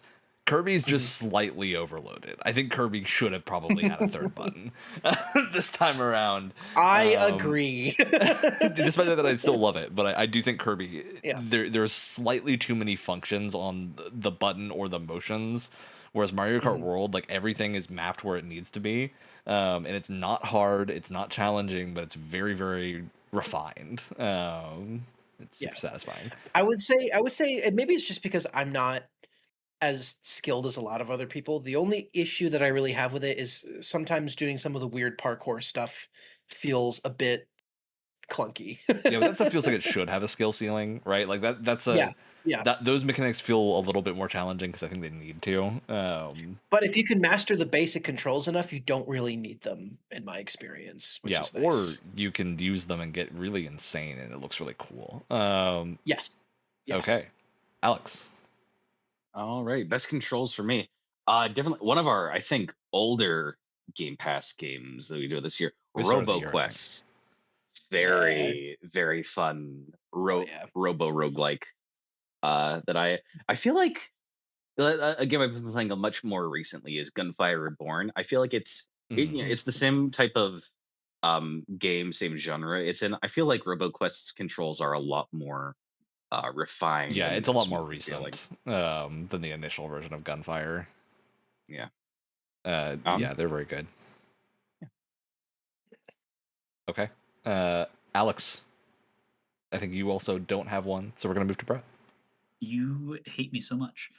Okay. Saved it.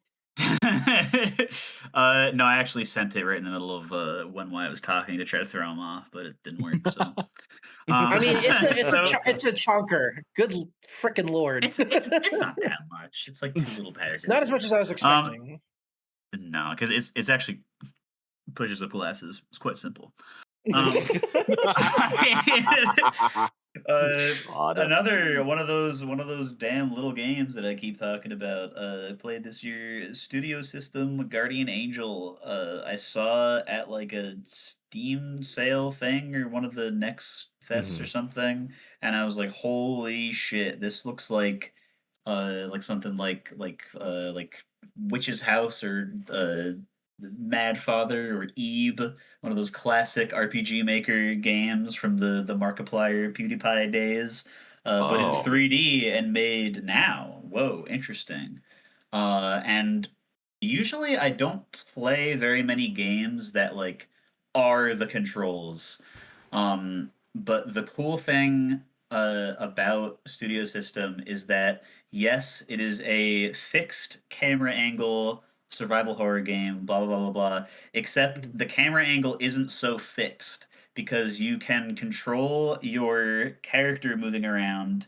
And then I think it's like pulling in one of the triggers or something. Then you move the camera as its own separate entity, but it's mounted on the basically it's like Wyatt, if you remember the mission from Modern Warfare 2019 where you're guiding the lady through the terrorist attack, but the security one of the cameras- worst missions in the game. one of my favorites because I thought it was so cool and like stressful. Basically the whole entire game is like that.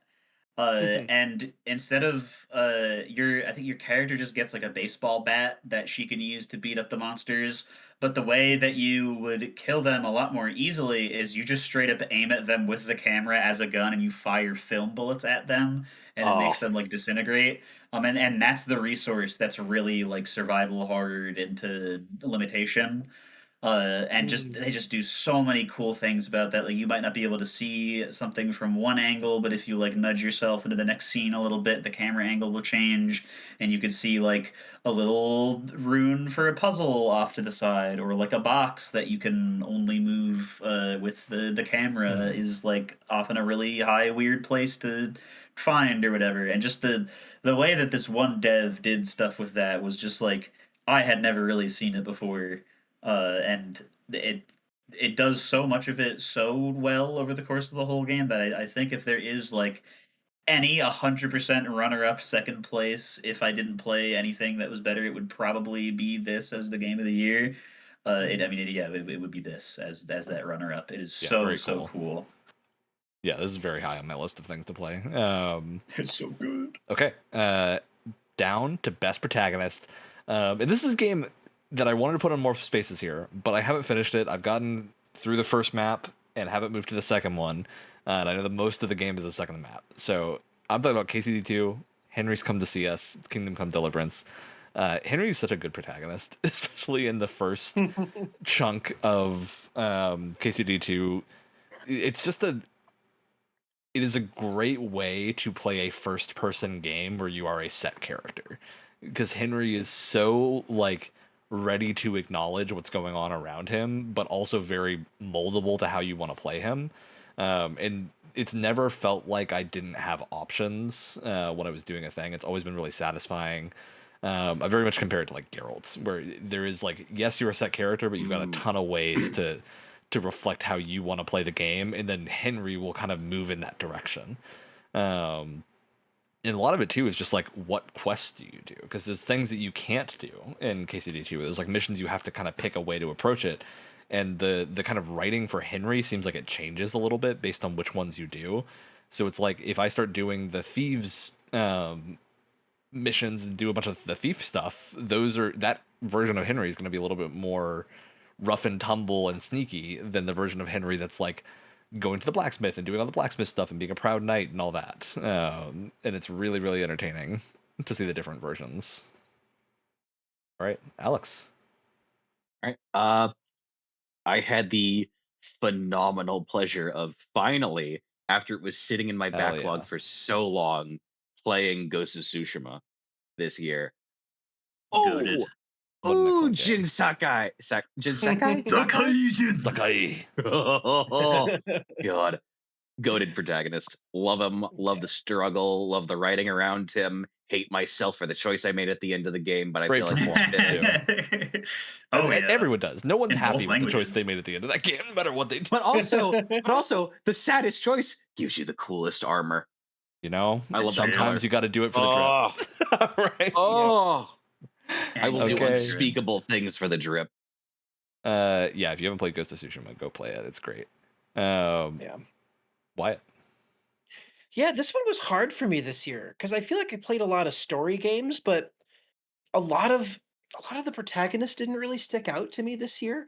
What I wanted to put on here was Hazel Flood from South of Midnight, but I haven't finished it yet, and I feel like finishing the game is really going to determine how I feel about her as a character. Yeah. But I did put Milena away from Hades 2 because again, I couldn't I couldn't resist putting Hades 2 on here multiple times.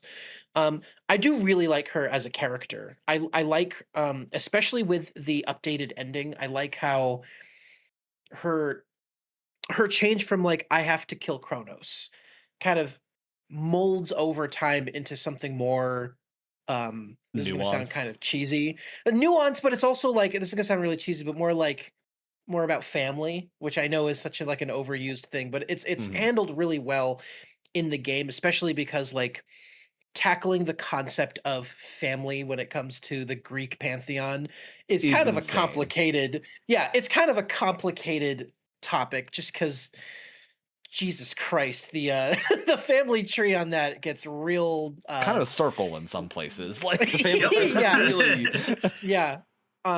So it's kind of a big topic, as cheesy as it is kind of a big topic, but especially again with the updated ending, I think they find an interesting place for that.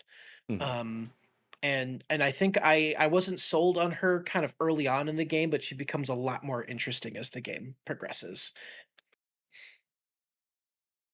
Sweet. Brett? I also had a really tough time with this category because Wyatt and I ended up in a similar scenario where I also played I mean a lot of games too that I like really enjoyed this year. And I don't even dislike the protagonists from really any of them, but it's just there's certain games just have like oh my god the lead is so good or so iconic that like yeah he has to be here or whatever. So I just went with a guy that really just made me smile, and that's the main character from Valkyria Chronicles.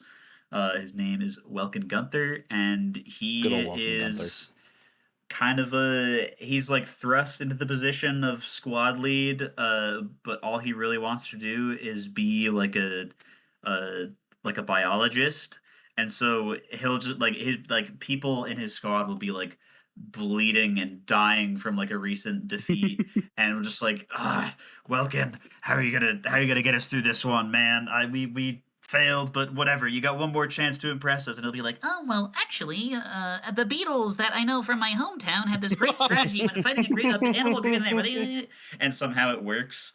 Oh my god! He's like I don't remember exactly what he says, but there's a main girl character is really trying hard to uh get in his good graces, and she's like, I wear this like hair thing because it's what you wear when you're baking bread, and even though I'm a soldier right now, I got drafted, but I run a bakery. So I wear the hair tied thingy or whatever. Um and she's expecting like at least like a goofy like compliment, but like, oh wow, that makes your hair look really pretty or whatever. And Bro's response is like, that reminds me of the carapace of the great rhinoceros beetle, it'll protect you. Oh, and she's just like, is this supposed to be a compliment or should I kill you right now? And it's just like they don't overdo it. Literally, but it's to the amount that it is still very charming, and it just like for a game that gets really serious with its like World War II but anime connotations and stuff. It's just he is such a goody two shoes that the story needed, and I really look at him fondly for that. Great. Okay, Alex. Yeah, so I picked two because you didn't say I couldn't. So the first one, let's go. Is Cal Kestis from Jedi Survivor. What a series! What a game! I just finished Jedi Survivor recently. Actually, I know I'm a little late. I literally pre-ordered that game and I just now finished it. Oh my god!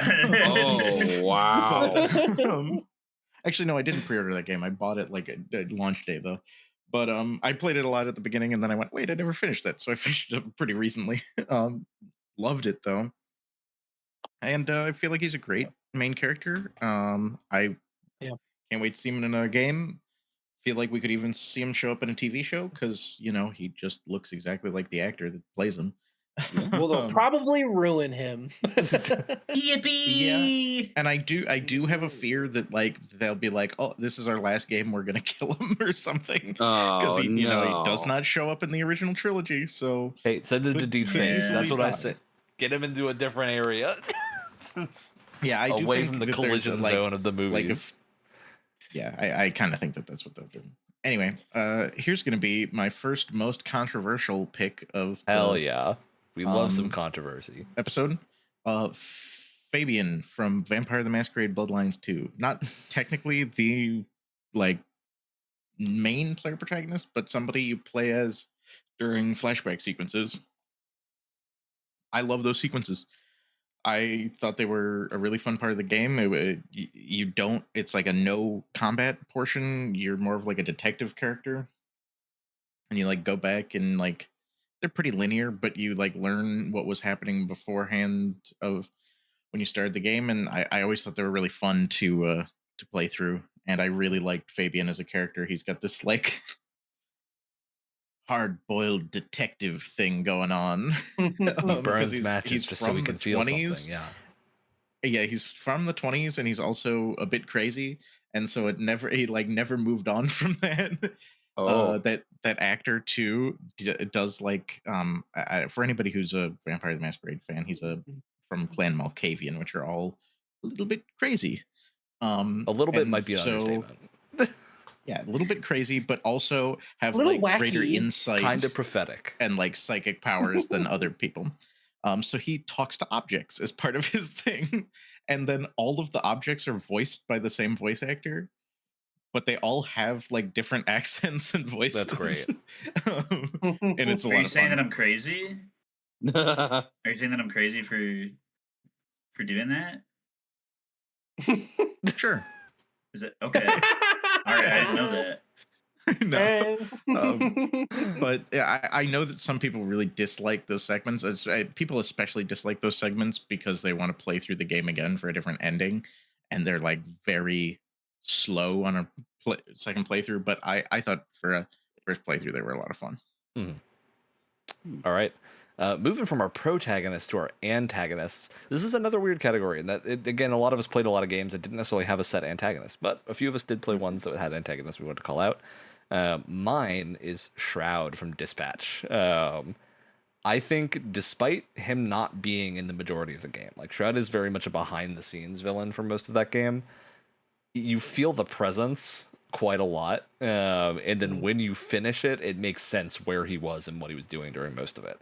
And so you get a really, really good sense of like the character of this dude who's basically trying to like ruin your life is doing behind the scenes. And it's super entertaining. Matt Mercer does a really good job of portraying him.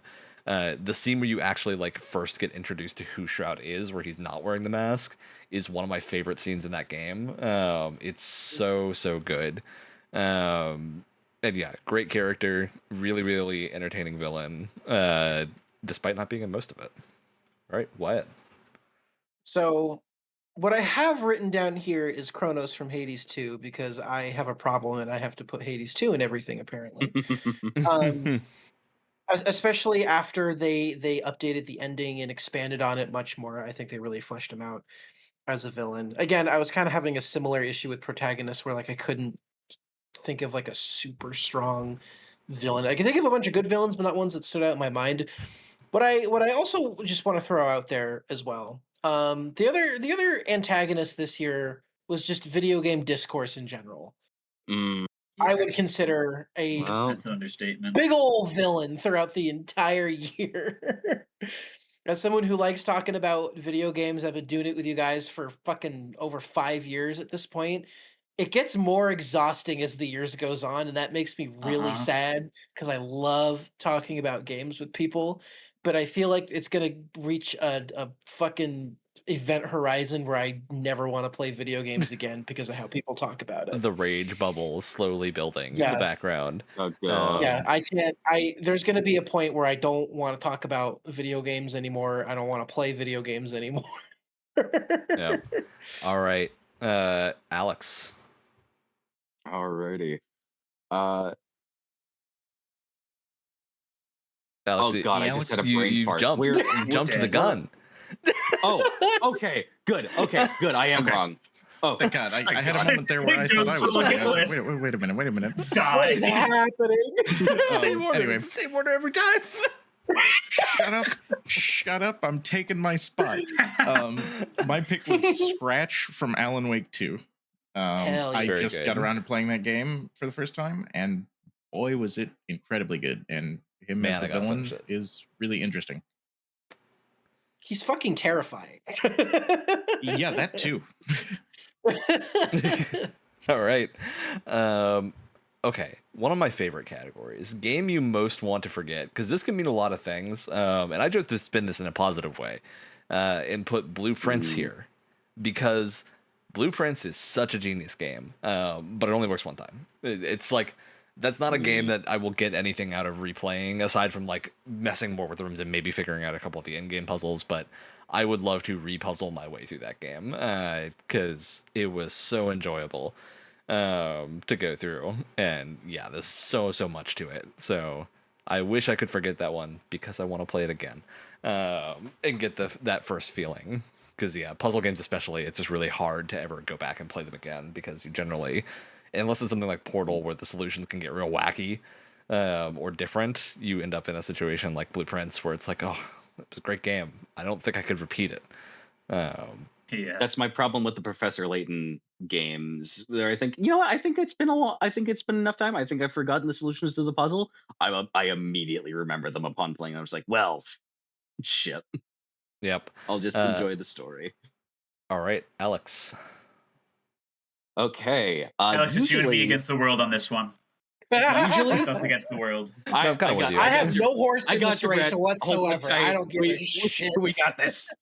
I do the game you most want to forget in the positive spin. Not this year. No. This experience was atrocious enough for me to say this. I know by forgetting it, it'll still have its effect on me, and I will still have lost at bare minimum 10 years of my life through rage and stress over this stupid piece of shit. I have never seen Alex's Elden Ring Night Rain. This game. It's really Elden scary. Ring Night Rain is I wish I was there. Elden Ring Night Rain is the antithesis to everything that I enjoy about games. It's because you just can't take time. Like, I like Night Rain a little bit, but I also am not playing it anymore because like the pace is so fast. I can never stress this enough. Do not fucking rush me. It is as much. Okay, I am in the middle of playing 2 Monster Hunters at once right now. This is like what people who probably. But I play one in my feety pajamas in bed. I play one when I'm sitting at the desk and I'm supposed to be doing work instead. What can I say? I give a cool. It is like if somebody who like looked at someone else play Monster Hunter and went, that looks fucking boring. I'm gonna do it my own way. And then they just like shat out the most like horrible to look at, crowded UI. Like enemy designs that would probably, or encounter designs that would probably be fine in like Elden Ring or a single player thing, but when it's the second or third night or something, and you run up to a guy and oh yeah, he's still a little too high level for you. The way we're going to tell you that is to make sure that you know you should go the other way, and he's going to do a really big attack that kills you to send you back to the bonfire. Except now the run is over, and we wasted 45 minutes! And it's horrible. Yeah. And every time I try to play with my friends, the game servers don't work, and they disconnect us right at the fucking last second before we fight the final fucking boss, and it keeps crashing, and it doesn't work. Bizarrely, the most fun I have with Night Rain Dog is playing shit alone. experience. Never cook again. Literally, dude. It's scary to me that the next thing that From Software is making and releasing is another multiplayer only game, because Is I that the one for the really hope Switch? they yes, Yeah, I that's hope both. they don't that's coming out see next. any more potential or money or anything in making multiplayer titles, because every time they go into that space, it is doo-doo feces, poo-poo, dog shit, ass, and that is my expert opinion. Expert and well I'm not going to yell informed. like that for the rest of the night. You spent your vocal cords. It's okay. You can rest now. No, You I'm can Right, rest now, Wyatt. Brett. Save us from the Night Rain.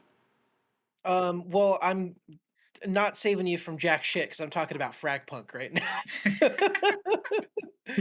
So Ryan has this incredible ability where he has forgotten about Fragpunk. I did not remember this was a real game. It didn't go in the chart because it wasn't worth it. I apparently can't forget about Fragpunk as much as I want to. So where do I even begin? What a confused, I think a good bizarre. a good point to bring up is now that you've mentioned it again, I remember the single match we played of their zombies type game mode where you're supposed to get infected, and we played one round of it, and people were like hiding behind barrels and jumping up, and it all just devolves into you sitting in a room spraying walls with bullets, and just nobody can do anything because the level design's not meant for it.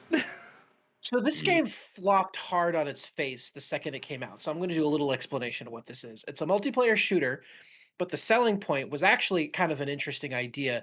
You have this collection of cards that you go into a match with, and they change different rules about the game match to match. So one of them is like, oh, big head mode, everyone has big heads. Or the next one is like, oh, some areas of the map have like ice on them, so everyone's slipping around. It like changes the rules and the design of the map. Great idea. Super cool in concept, which is why Ryan and I checked it out. First of all, it is so stuffed to the gills with AI generated art that it's like kind of disgusting.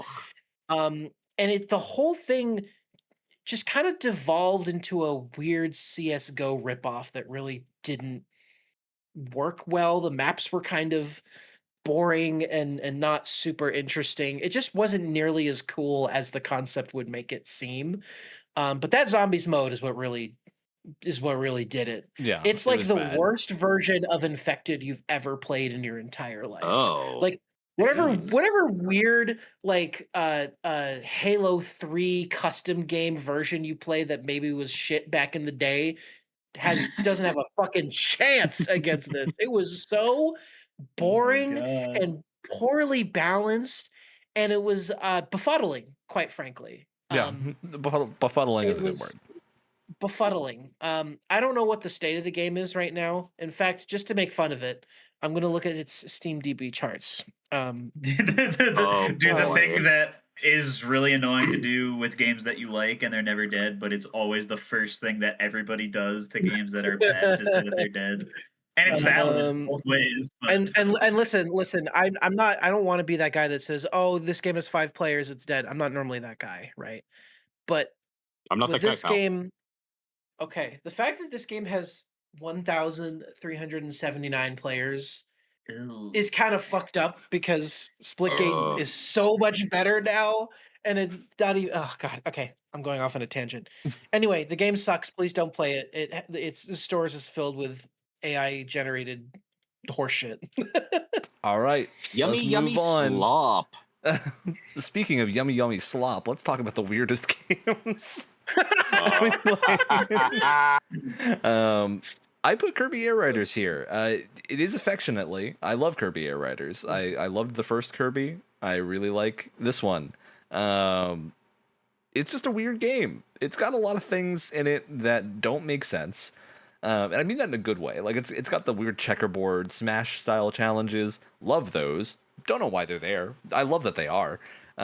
It's got a huge array of like different accessibility aids, more so than any other racing game that I've seen, and it's so crazy.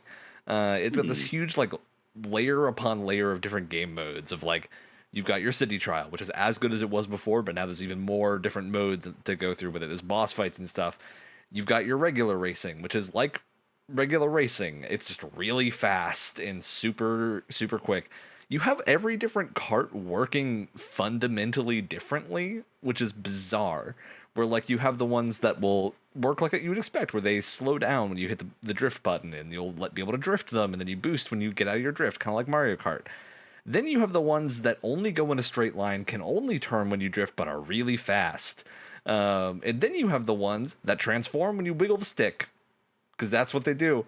And they do different things in the different mode. And it's so fun. It's a good time. I didn't have another spot to put it here, so I put it for weirdest game, because it is a weird game, but it's a really good game. And like especially the fact that it just came out, was great, had a ton of content, and is basically done. And the team's going back to working on other things. I'm like, yeah, okay. Good. As it should be. I can just say this affectionately, because I have played a little bit of this. On paper, nothing about Kirby Air Raiders should work. It should be a complete fucking mess. But it all works somehow. It's the definition of a hot mess video game. But whenever someone says that about Air Riders, it's always affectionate. Yeah. All right, Alex. Okay. I'm gonna be real with you. I must have put this on the list so long ago. I do not remember putting it on. Blueprints for weirdest game, because it is such a, and I think this is also why I put it in biggest surprise too. So I'm kind of double dipping with this. It's so interesting when you mix two genres together that you don't usually think would go together. So you have a card game roguelike and what is essentially a point and click puzzle game adventure, almost with the amount of how you can actually interact with the environment, even though it's 3D. And you put those two together, and you get my addiction for what was quite literally the first third of the year and change. It was great. It was a great game. I just remember Alex and I like feverishly sharing notes sometimes. It was very, very fun to play through. Oh yeah. And it's also like Blueprints has this thing where it works so well, and it's only got like 2 buttons. It has your walking stuff, and then you're clicking a thing, and that's basically it. And yet it works so well. Very well designed thing.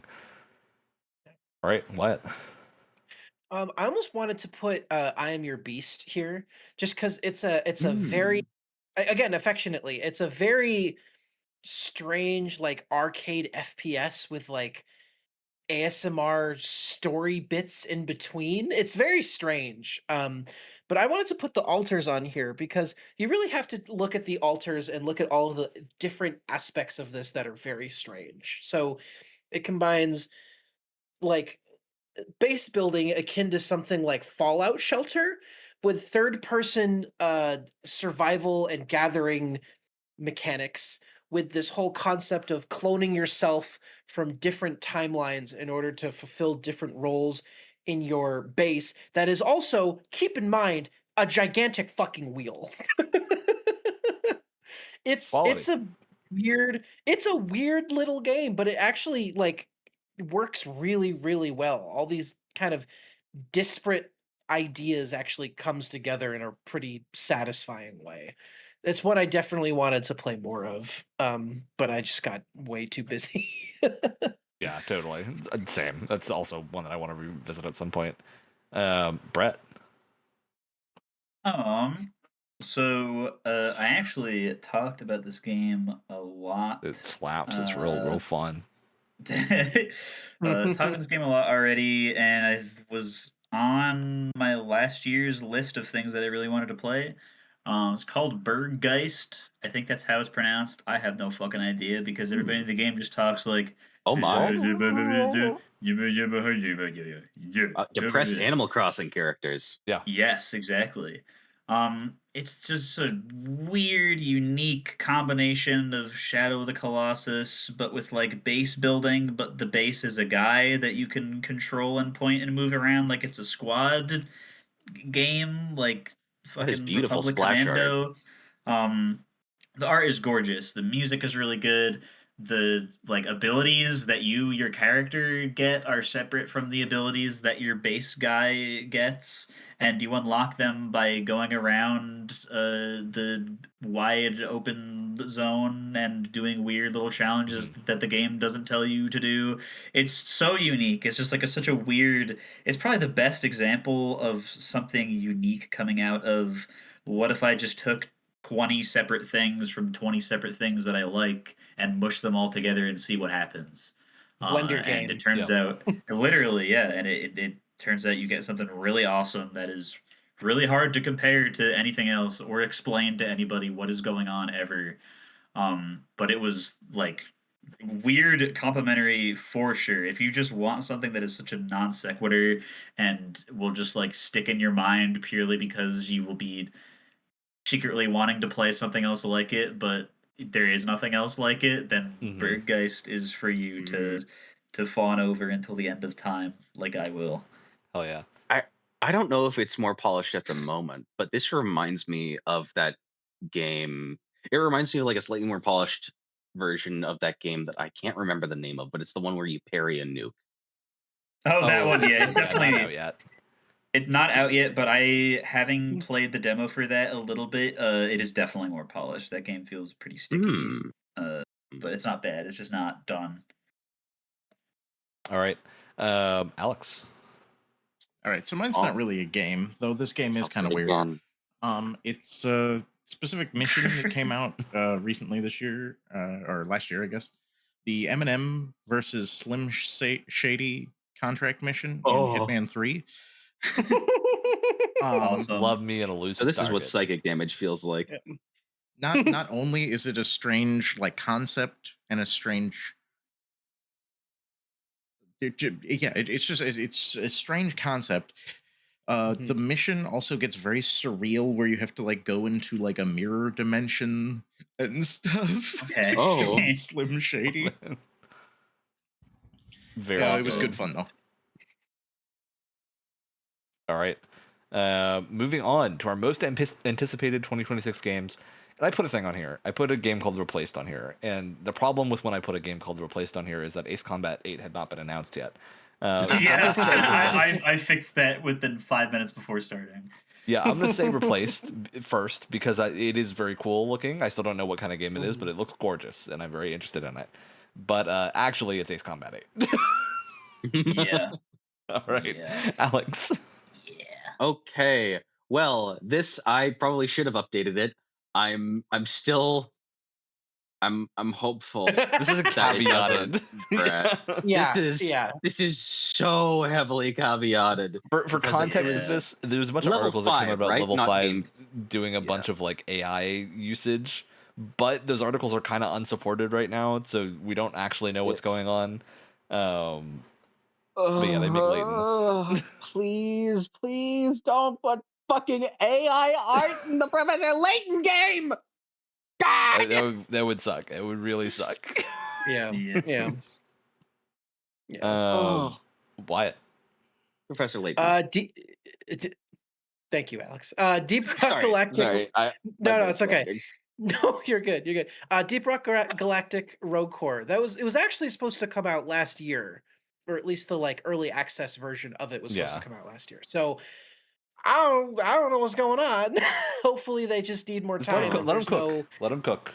Yeah, listen. I'm a very let them cook kind of person. If someone delays a game, that's fine. You just keep doing you. That's fine.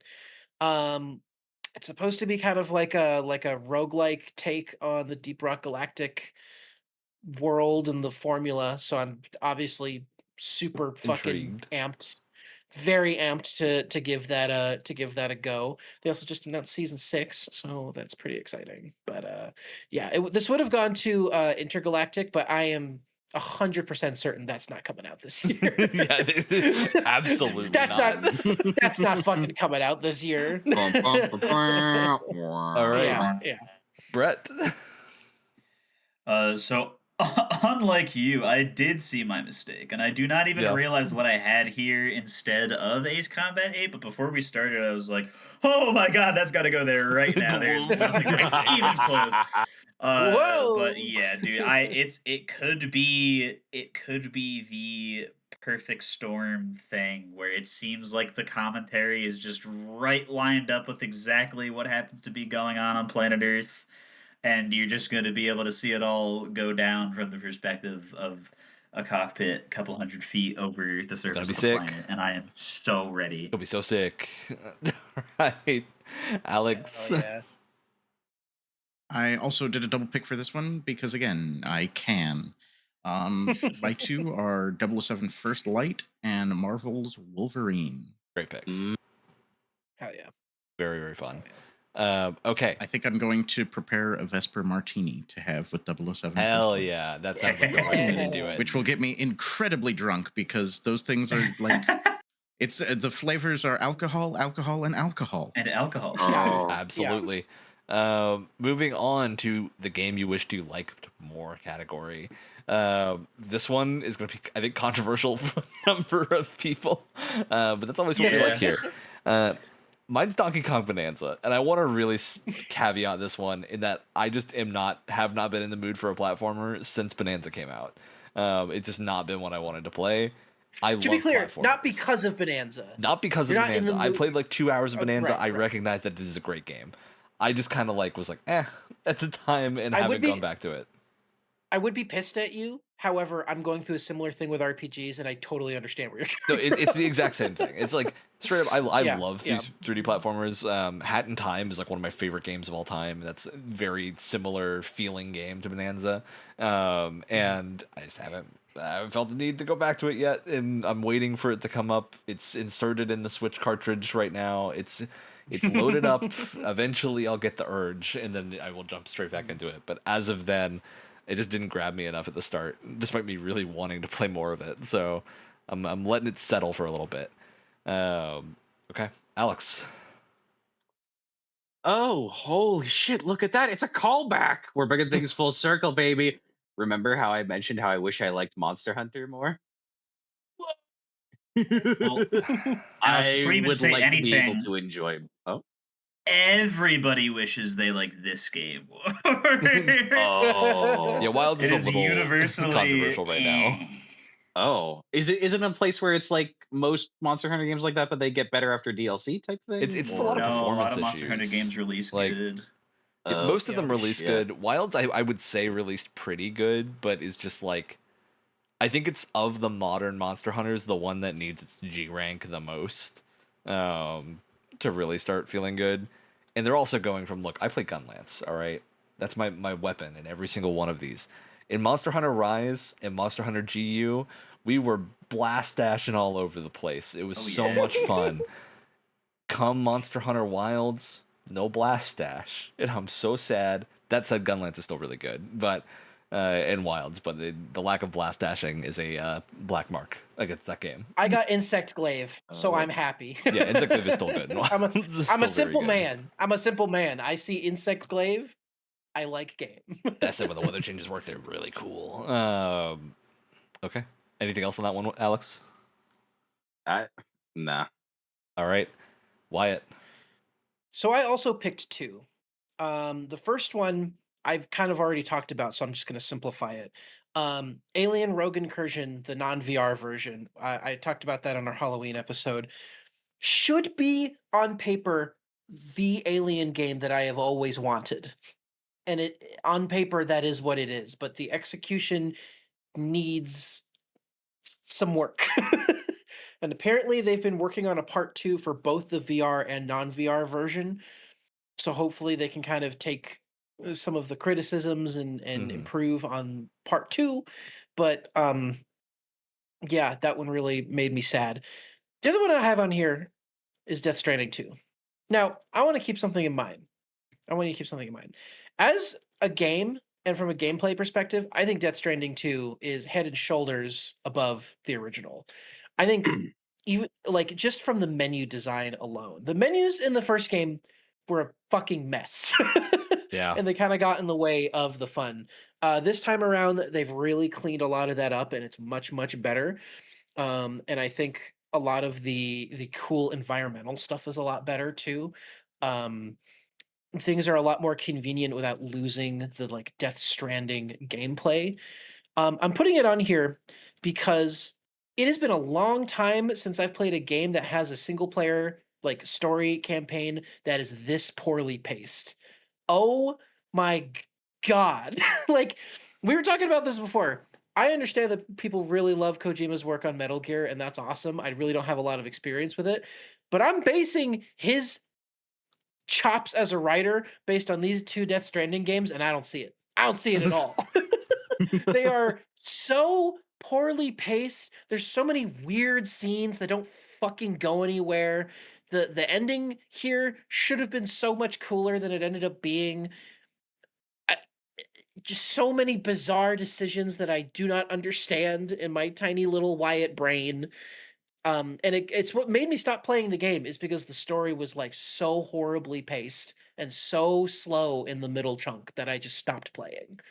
But man, if the story had been nailed, this would have been like a front runner for like game of the year because the gameplay is that fucking good if you're into that sort of thing. All right, Brett.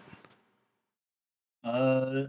I've been going through many of the, I guess only a few, I guess not really many, of the Tales of series of games this past year, and some of them are, in my opinion, good, and other ones are blech. And I don't really feel middlingly about any of them. I usually absolutely despise them, or I really, really, really, really like them. I really like Tales of Xillia. I guess if I wanted to be the most controversial, I could have been. I could say that I really did not like Tales of Vesperia, but I like Symphonia, so it's okay. I like Symphonia, so it's okay. I like Symphonia, so it's okay. Stop. The two other people on planet Earth that care, you can shut up.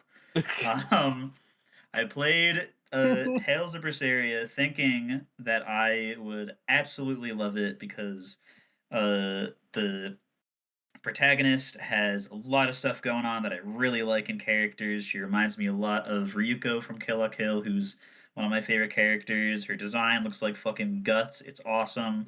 The game also has a really, really solid hook where it just gets Really you in good the start. mindset of like, yeah, she wants revenge because this guy sucks and ruined her entire life in like the most brutal way possible, and now she has been made into a monster that eats other monsters and never ever feels full ever, and so just Cool. keeps eating them. And running theme of awesome, cool one, the monster arm, right? The last game I played that had that in it made me do a backflip out of joy. So awesome. And then the beginning hook like ends and it gets to the act 2 and it is just so slow and nothing happens. And there are characters that look really cool that are part of your main party that they just exist to tell you the lore of why the rocks on this island are shaped like that. And it's just like, okay, so does this have any bearing on the plot? No, they're there right now, and now we're just gonna go do the scene we're actually supposed to. Okay. And it's probably because it's technically a prequel game, and I'm sure the little things that they reference are things in uh, Zestiria or whatever that are like, oh, I recognize that from when I played that one. I didn't, so I don't really care. This is And Zestiria it is just not a totally well-regarded Tales game. I would generally say. no, yeah, I've heard that one is also not good, but I will try it at some point. Berseria, I would say generally is well-regarded. It is, so I was it's really surprised. slow I in wish the I liked it middle. more. Yeah. The worst thing and the last thing that I'll say about it is that when you look at what it lets you do with combat, it's like, ooh, this looks really awesome. You can put any move on any of your face buttons, and you can execute combos in whatever order you want. What this means is that you are literally button mashing and with no rhyme or reason. You will find the combo that does the element that does damage to the enemy, and hey, wow, if it's a volcano dungeon, wouldn't you fucking believe that every single monster in it is weak to water, so you're going to be mashing the water combo over and over. And I'm really not the kind of person to get out of that dungeon and then remake all of my combos in a way that I guess would be more fun, because they just let me do what I wanted, which made the game not as interesting if it just had something more like Zillia or Symphonia, where like characters had more defined roles and did specific spell elements and stuff, and so you had to like change your party instead, which is easier than switching around all of your combos. But yeah, a whole entire game of only that being the combat was really boring, and I almost did not finish it. But it's done. Yep. Okay, Alex. Yeah, well, I've defended this game quite a bit on podcast, but you know, it's Vampire the Masquerade Bloodlines 2. That game should have been better. As much as I enjoy what is there is so much about it that should have been a better game. And I don't know if I blame to my understanding, the Chinese room, the current devs of the game, I have to say that because they took over the project after it was scrapped. I can't remember the original devs on the project, but to my understanding, they basically saved the game from getting completely scrapped by promising that they could do as much as they could on a budget of almost nothing. So I think there was a lot against this game, and to be called Vampire the Masquerade Bloodlines 2 is it's nothing at all like Bloodlines, really, other than it's a Vampire the Masquerade game. So disappointment in that regard for sure. Although I did like the story that was there. Definitely would have benefited from being named not Bloodlines 2. I think it would have been significantly better received if it was Vampire the Masquerade. Just do a side story or side adventure. Secrets of Seattle or some shit, you know. Vampire the Masquerade Sleepless in Seattle. Hell yeah. Yeah, exactly. I really do think that name, like, the whole reason that Paradox purchased the Vampire the Masquerade IP was to make video games, and I truly think that it was to make another Bloodlines game. So I think it was like a requirement that it was Bloodlines 2, basically. Yep. Okay. Let's move on to the Best Insert Genre Here award. This is where we're going to list off a bunch of games and a bunch of different genres that we really liked and just didn't fit anywhere else on the list. I want to specify we're going to be brief about these, but you do say something about each game. I'll kick us off and just run through the whole list. List from me: Absalom, really solid beat 'em up. The main reason this is here is because it's the first beat 'em up that I've never felt like it was clunky. I think a lot of beat 'em ups are intentionally clunky. I think Absalom is rock solid the whole time, and super responsive, which is something I really like. Concept of Revolt, it's Monopoly, but it's a JRPG with character death. There's not a lot I can say about that aside from what I just did. Fuck did you just say? That sounds too much like Dokapon Kingdom for me to remain sane about it. I know, I was about to say. Wait, not Dokapon. This is like a straight up full JRPG. It's a long running series that has had entries on many platforms. Revolt is the 3DS entry specifically, but there's a whole bunch of them. The 3DS one is the one I've played because not many of these came to the West. And I've been playing on my AY and Thor and doing a lot of things on there, and I've been playing a lot of Concept of Revolt. And it's really good. It is like bizarrely good for a Monopoly meets Magic the Gathering JRPG. It's insane. Very fun. Heavily recommended. Kirby Air Riders. I put it here because it didn't win my Game of the Year. And in most other years, it's very possible it would have. I really like Kirby Air Riders. Monster Train 2. Best card game I played this year. I love Monster Train 2. The design of how they mix their card stuff and like the layering of the train is super cool. Heavily recommended if you're into Slay the Spire or similar card games. Co-Ridden and Hellclock, 2 separate games. Co-Ridden is a DNA dinosaur mixing themed ARPG co-op game. Super fun, really bizarre. It really hits that nostalgia of if you played those old like CD pack-in dinosaur games. This is kind of similar. And really wacky small dev team, lots of cool abilities, and just a lot of really interesting stuff went into it. And that like your shape-shifting forms that you get are loot pieces that are like DNA mixes, which you can mix into different things, and they have different ability sets, and it's very cool. Super fun game. Hellclock is a super interesting indie ARPG roguelike about a historical event in, I believe, Brazil. Yeah, Brazil's War of Canudos is what it talks about, and it's essentially you fighting through hell to avenge your people that were massacred. Super cool, very easy to play and pick up and play, and a really cool idea of how to take ARPGs into roguelikes. Factorio Space Age and Europa Universalis 5 are my strategy picks because they're just really good strategy games. Factorio, I haven't played a lot before this year, even though I've owned it forever. But I got really into it with the Switch 2 version, and it plays startlingly well for a game as complex as that is on Switch 2. It's super good, and I heavily recommend it there.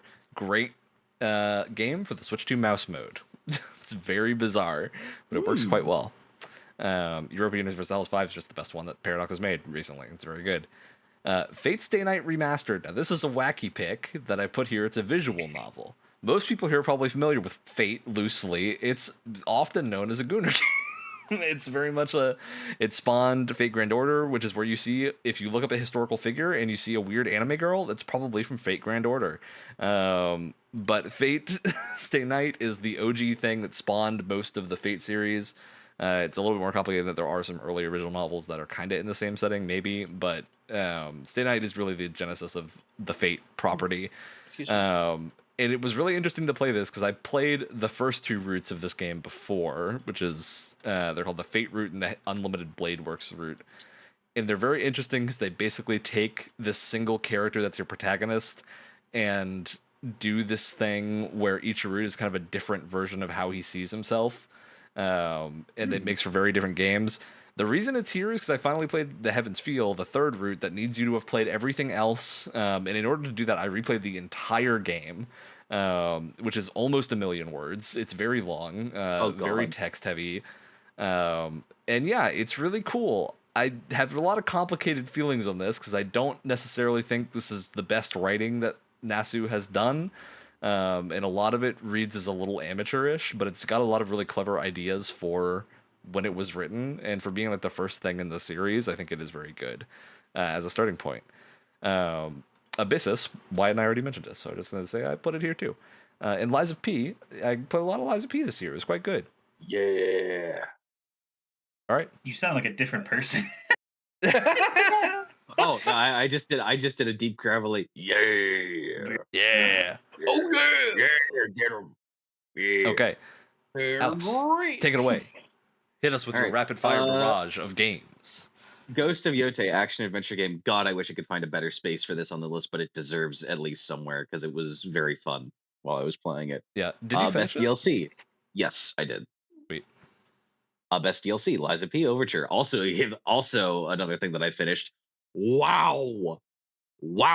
Good. Great. Also reframes the base game story in a fantastic way. Very cool. And roguelike, He Is Coming.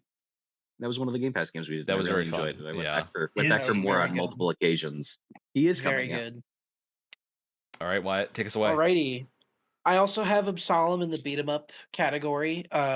It's just such a genius blend of beat 'em up and roguelike. Like I'm shocked that it hasn't been done before. I do have Donkey Kong Bonanza on the list because, unlike Ryan, I'm not sick of Nintendo games yet. Although I might get there, who knows? Just a great collectathon platformer with a super engaging element of destroy everything in sight, which is great, and a crazy, insane amount of moves that you could do for. Also, a game great like this. soundtrack. I'm surprised we didn't bring it up in soundtrack. Yes, but very good. Yeah, very, very good. I also have Ghost of Yote. Very good. this is one of the situations where, as a sequel, the gameplay I would say is better, but I don't think the story is quite as good, unfortunately. But it's still very good. I also have South of Midnight on here in like the narrative-driven action game category, just because I think it's the most unique one that came out this year, and I think it definitely has the best art style of any of those like third-person action games for sure. I put Mario Kart World as my racing game. I know it's kind of a controversial Mario Kart game, but I don't give a shit. I love it, and I've played It's it for pretty like great, 2 or yeah. 3 hours almost every single day since it came out. I'm Oh completely wow. obsessed. I played Chorus earlier this year, which was a very Ah. cool Hell yeah. space sim shooter. This game is sick. It's like a space combat sim, but you have these cool like paranormal moves where you can like jump around and like electrocute enemies that like launches out and electrocutes Completely other ignore enemies, your and it's got inertia this for a second and stuff like that. yeah, it's got cool like drift, like space drifting, which is great. This kick-ass score, so good. And then I threw in a curveball. I have a board game entry in here Hell because yeah. I'm a big board game fan. Nobody Escape the said Dark that was legal. Sector.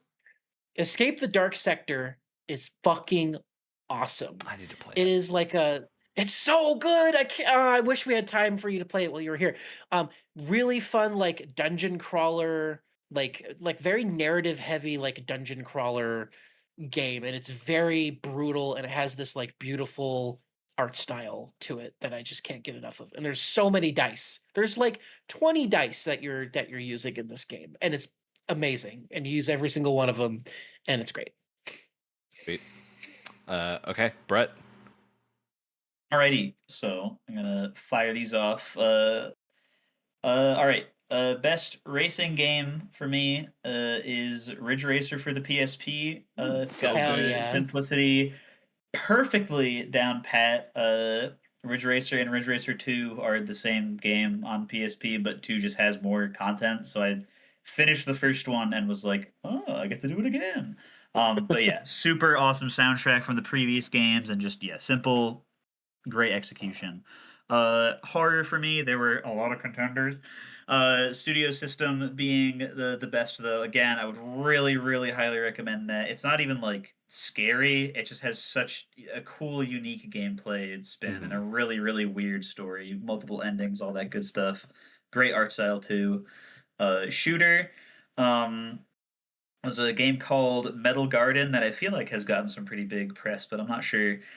Single person dev, also like Studio System. Really another one that nails that early 2000s mega structure art style. Oh yeah. And it feels like when you're a kid and you touch down on Halo for the first time after being on the Pillar of Autumn. It feels so awesome, really awesome. Just like slight gameplay quirks, like being able to heal separate body parts that get wounded, and a bunch of cool guns. Really love that game. Very And cool. for strategy and tactics, I guess, because it's kind of a weird thing that's active and action also, is Valkyria Chronicles. I didn't know what this game really was before I tried it, but it's really cool. Yeah, they're It's excellent. like imagine if you're playing a strategy game, or I guess more of a tactics game, but instead of moving on red and blue squares, you can actually go into a third person camera behind the guy that you want to control for a little bit and physically walk around the battlefield while you're getting shot at by enemies and stuff, and then move into position, and then like first person aim your gun at the guy you want to shoot and then shoot him. Very cool. Yeah, just haven't played a lot of other things like it, and I definitely want to. So that's up there as well, and that's it for me. Super cool. All right, Alex, bring us home. All right, for me, best stealth game was Hitman: World of Assassination, which is just a rebranding of Hitman 3, but they've continued to support it, and I played it a lot. It was a lot of fun. Best JRPG / Pokemon game is Digimon Storytime Stranger. Hell yeah. My best just a straight up novel is Vampire the Masquerade Night Road, which is like an interactive novel. It's great, better than Bloodlines 2. And speaking of, my best worst game of the year is Vampire the Masquerade Bloodlines 2. Love it. Very good. All right, it's time for the big one.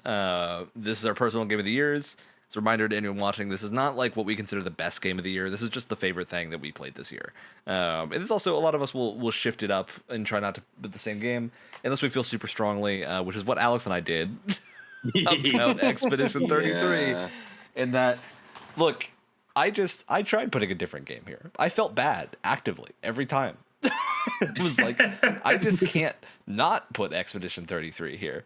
It's my favorite thing I played this year. I don't necessarily think it's a revolutionary game, but I do think it is the culmination of a genre that started really with Final Fantasy like 9 and 10, and then kind of didn't see a lot of progression until now, where we got a bunch of stuff that went in a different direction with like Shin Megami Tensei and Press Turn and stuff. But the classic like turn-based action game getting an update here and then going like full on, we're going to lean into, I've heard people say it's just QTEs when you attack. That's great. I love having just QTEs when I attack sometimes. And generally think that basically every decision that was made with Expedition 33 worked really well.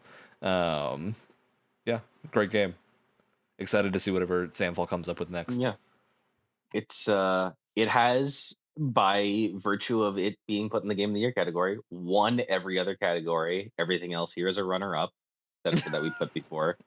And oh god, one of the most fun gaming experiences that I've had that has hopefully kickstarted me getting back into more JRPGs as well. Also, some of the best writing that I've seen in any media for multiple years. Yeah. Character writing that's on a level that we just don't see very often. Okay. Blown away in every aspect by this. Wyatt. All right.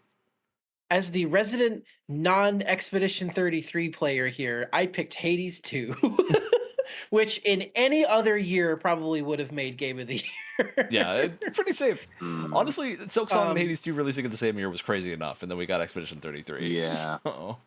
It's crazy that two anticipated indie darling sequels didn't win. It's so wild. But it really is astounding how they took a game that I considered to be almost perfect and improved on it in like almost every single way. I would say the story's maybe not quite as strong. I think I like the conceit of the first game much more. But I think from a gameplay perspective, 10s across the board. I think Belenue's moveset and everything is so much more engaging and more interesting and allows for a lot more interesting builds than the first game.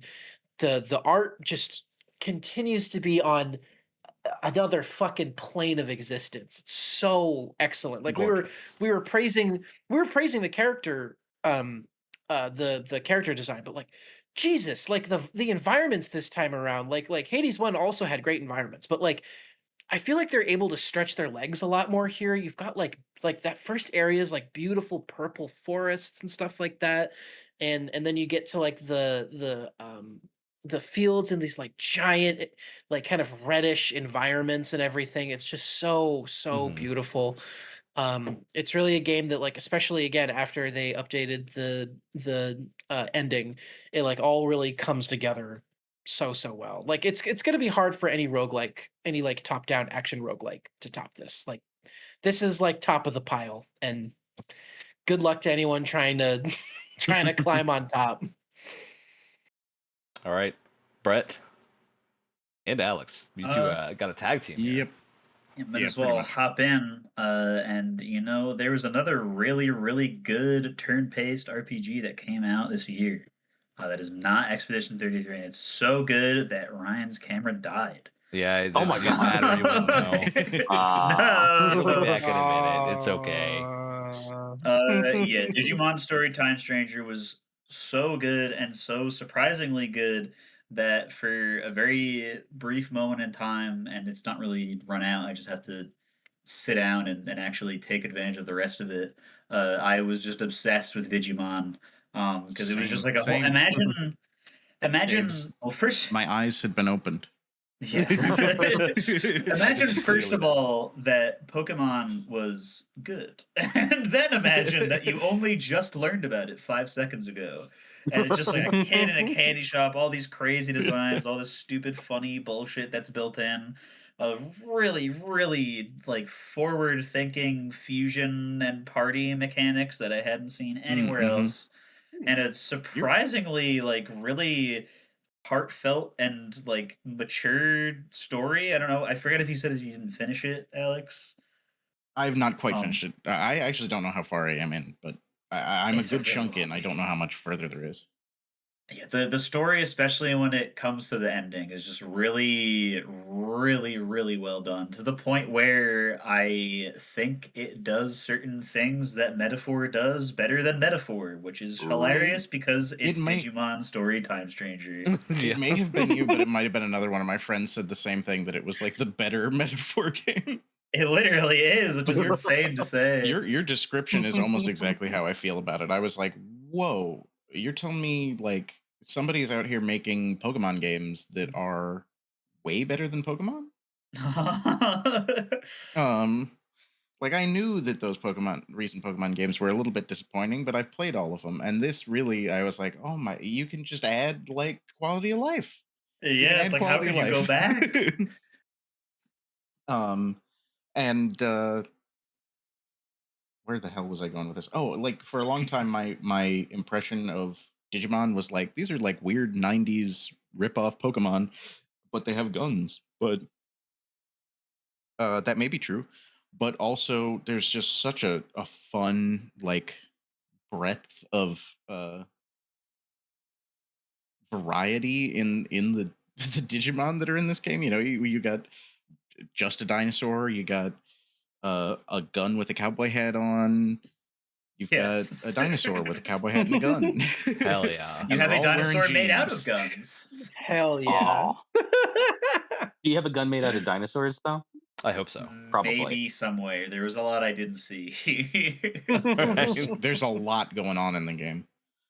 Well, with that, you brought us to the end of our Gamescast Awards 2025, done in January 2026, so that we can include everything that came out in 2025 and that we played in 2025. We have bonus awards. We'll start going through those on some episodes. We'll pull some bonus awards in to chat about, since we have run quite long, as we always do with our award show. Yeah. But yeah, lots of fun games this year. This is a really good year for games in general. For And sure. the fact that there's so much good stuff that isn't anywhere on this list, I think shows how good of a year it was. Yeah. That said, it's time for our annual, and by annual I mean every episode, ending tradition of shoutouts. I can go. What movies Wyatt's been watching update for you. I watched Frankenstein with my girlfriend recently, the new Guillermo del Toro take on it. Very good stuff. I think she had a lot more to say on it because she's familiar with the book and I am much less familiar with the book. But the other thing that I watched that I was super excited about was I saw Marty Supreme in theaters, and that movie is fucking rad. And it also, super good. I'm pretty sure, gave me a heart attack. God. Such a stressful movie about ping pong. Let me tell you, I never once thought in my life I'd watch a movie about ping pong that would give me heart palpitations, but God, here we also, are. dare I say, Timothée Chalamet's best performance. Oh, for sure. This is like best performance of 2025 material. Like Tim Sham crushed it. Absolutely crushed it. Tim Sham. Very good. Tim Sham. I'll pop Tim in, Sham, assuming I can get the camera to cooperate for a brief amount of seconds, probably. So I'm shouting out a thing that Wyatt shouted out very recently, which is Evercade stuff. I got my little Super Pocket in. You did it! You did it! Because it was on sale, and I had a gift card. So I got that in a small set of games, and I love that Which ones did you get? So I got The Cathedral and Alwa's Awakening, which these are modern indie games that are made with retro sensibilities, essentially, which are very cool. Same with Indie Heroes, which is a bunch of like indie games that have been made available on various things. And it's just a big collection of random stuff, and that's very cool. And they have manuals, so they have like little bits about them.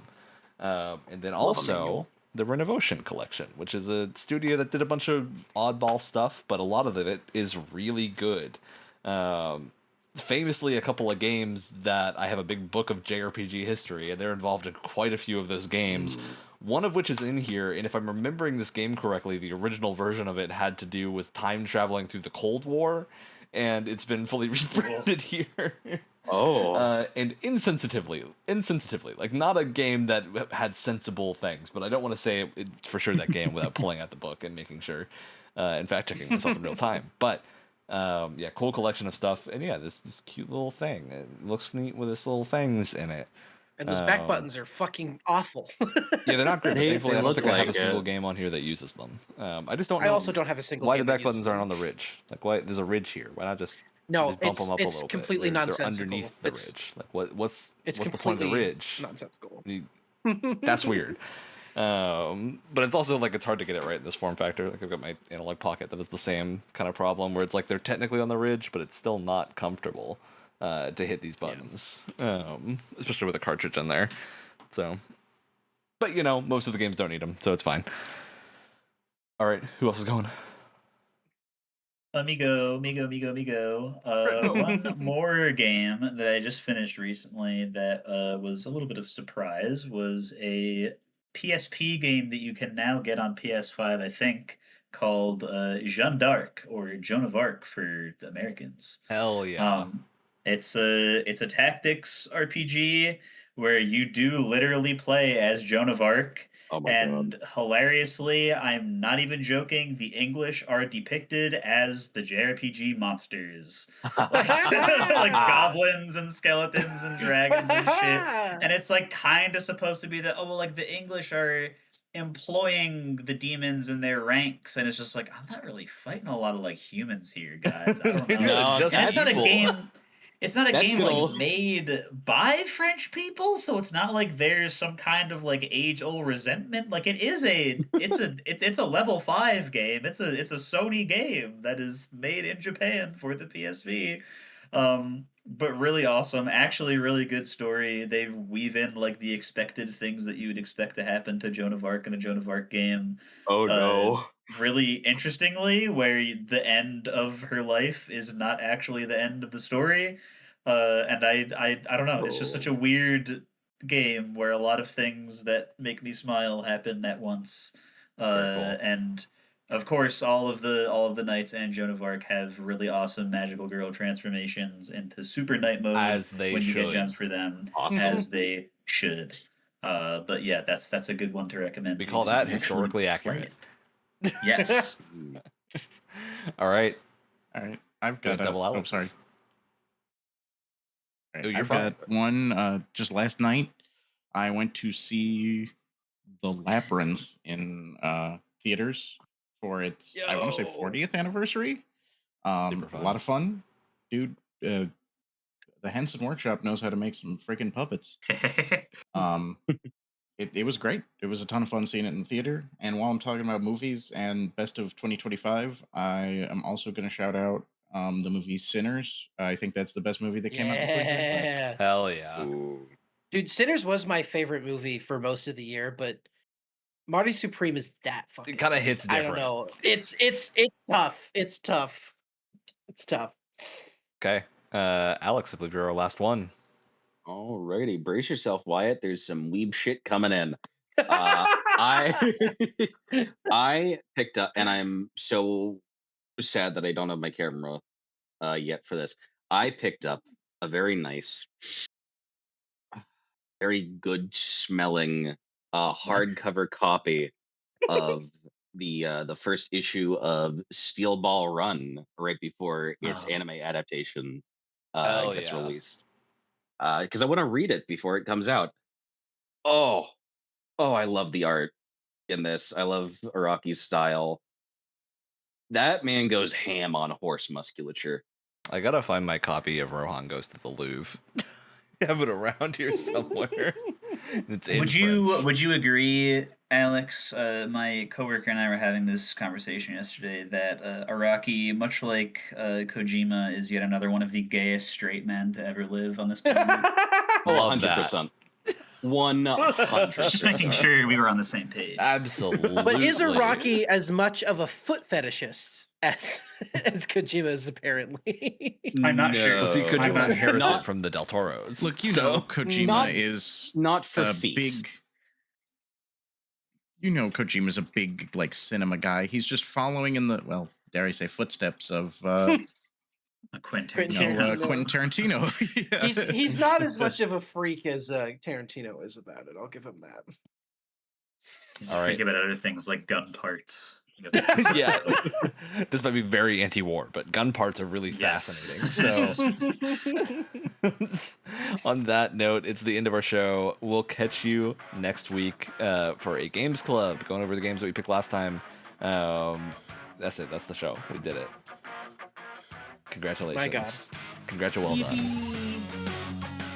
Oh, somehow made God. another year. Oh, Jesus. Oh my So God. high pitched it peaked the mic. Awesome. That's the Alex way.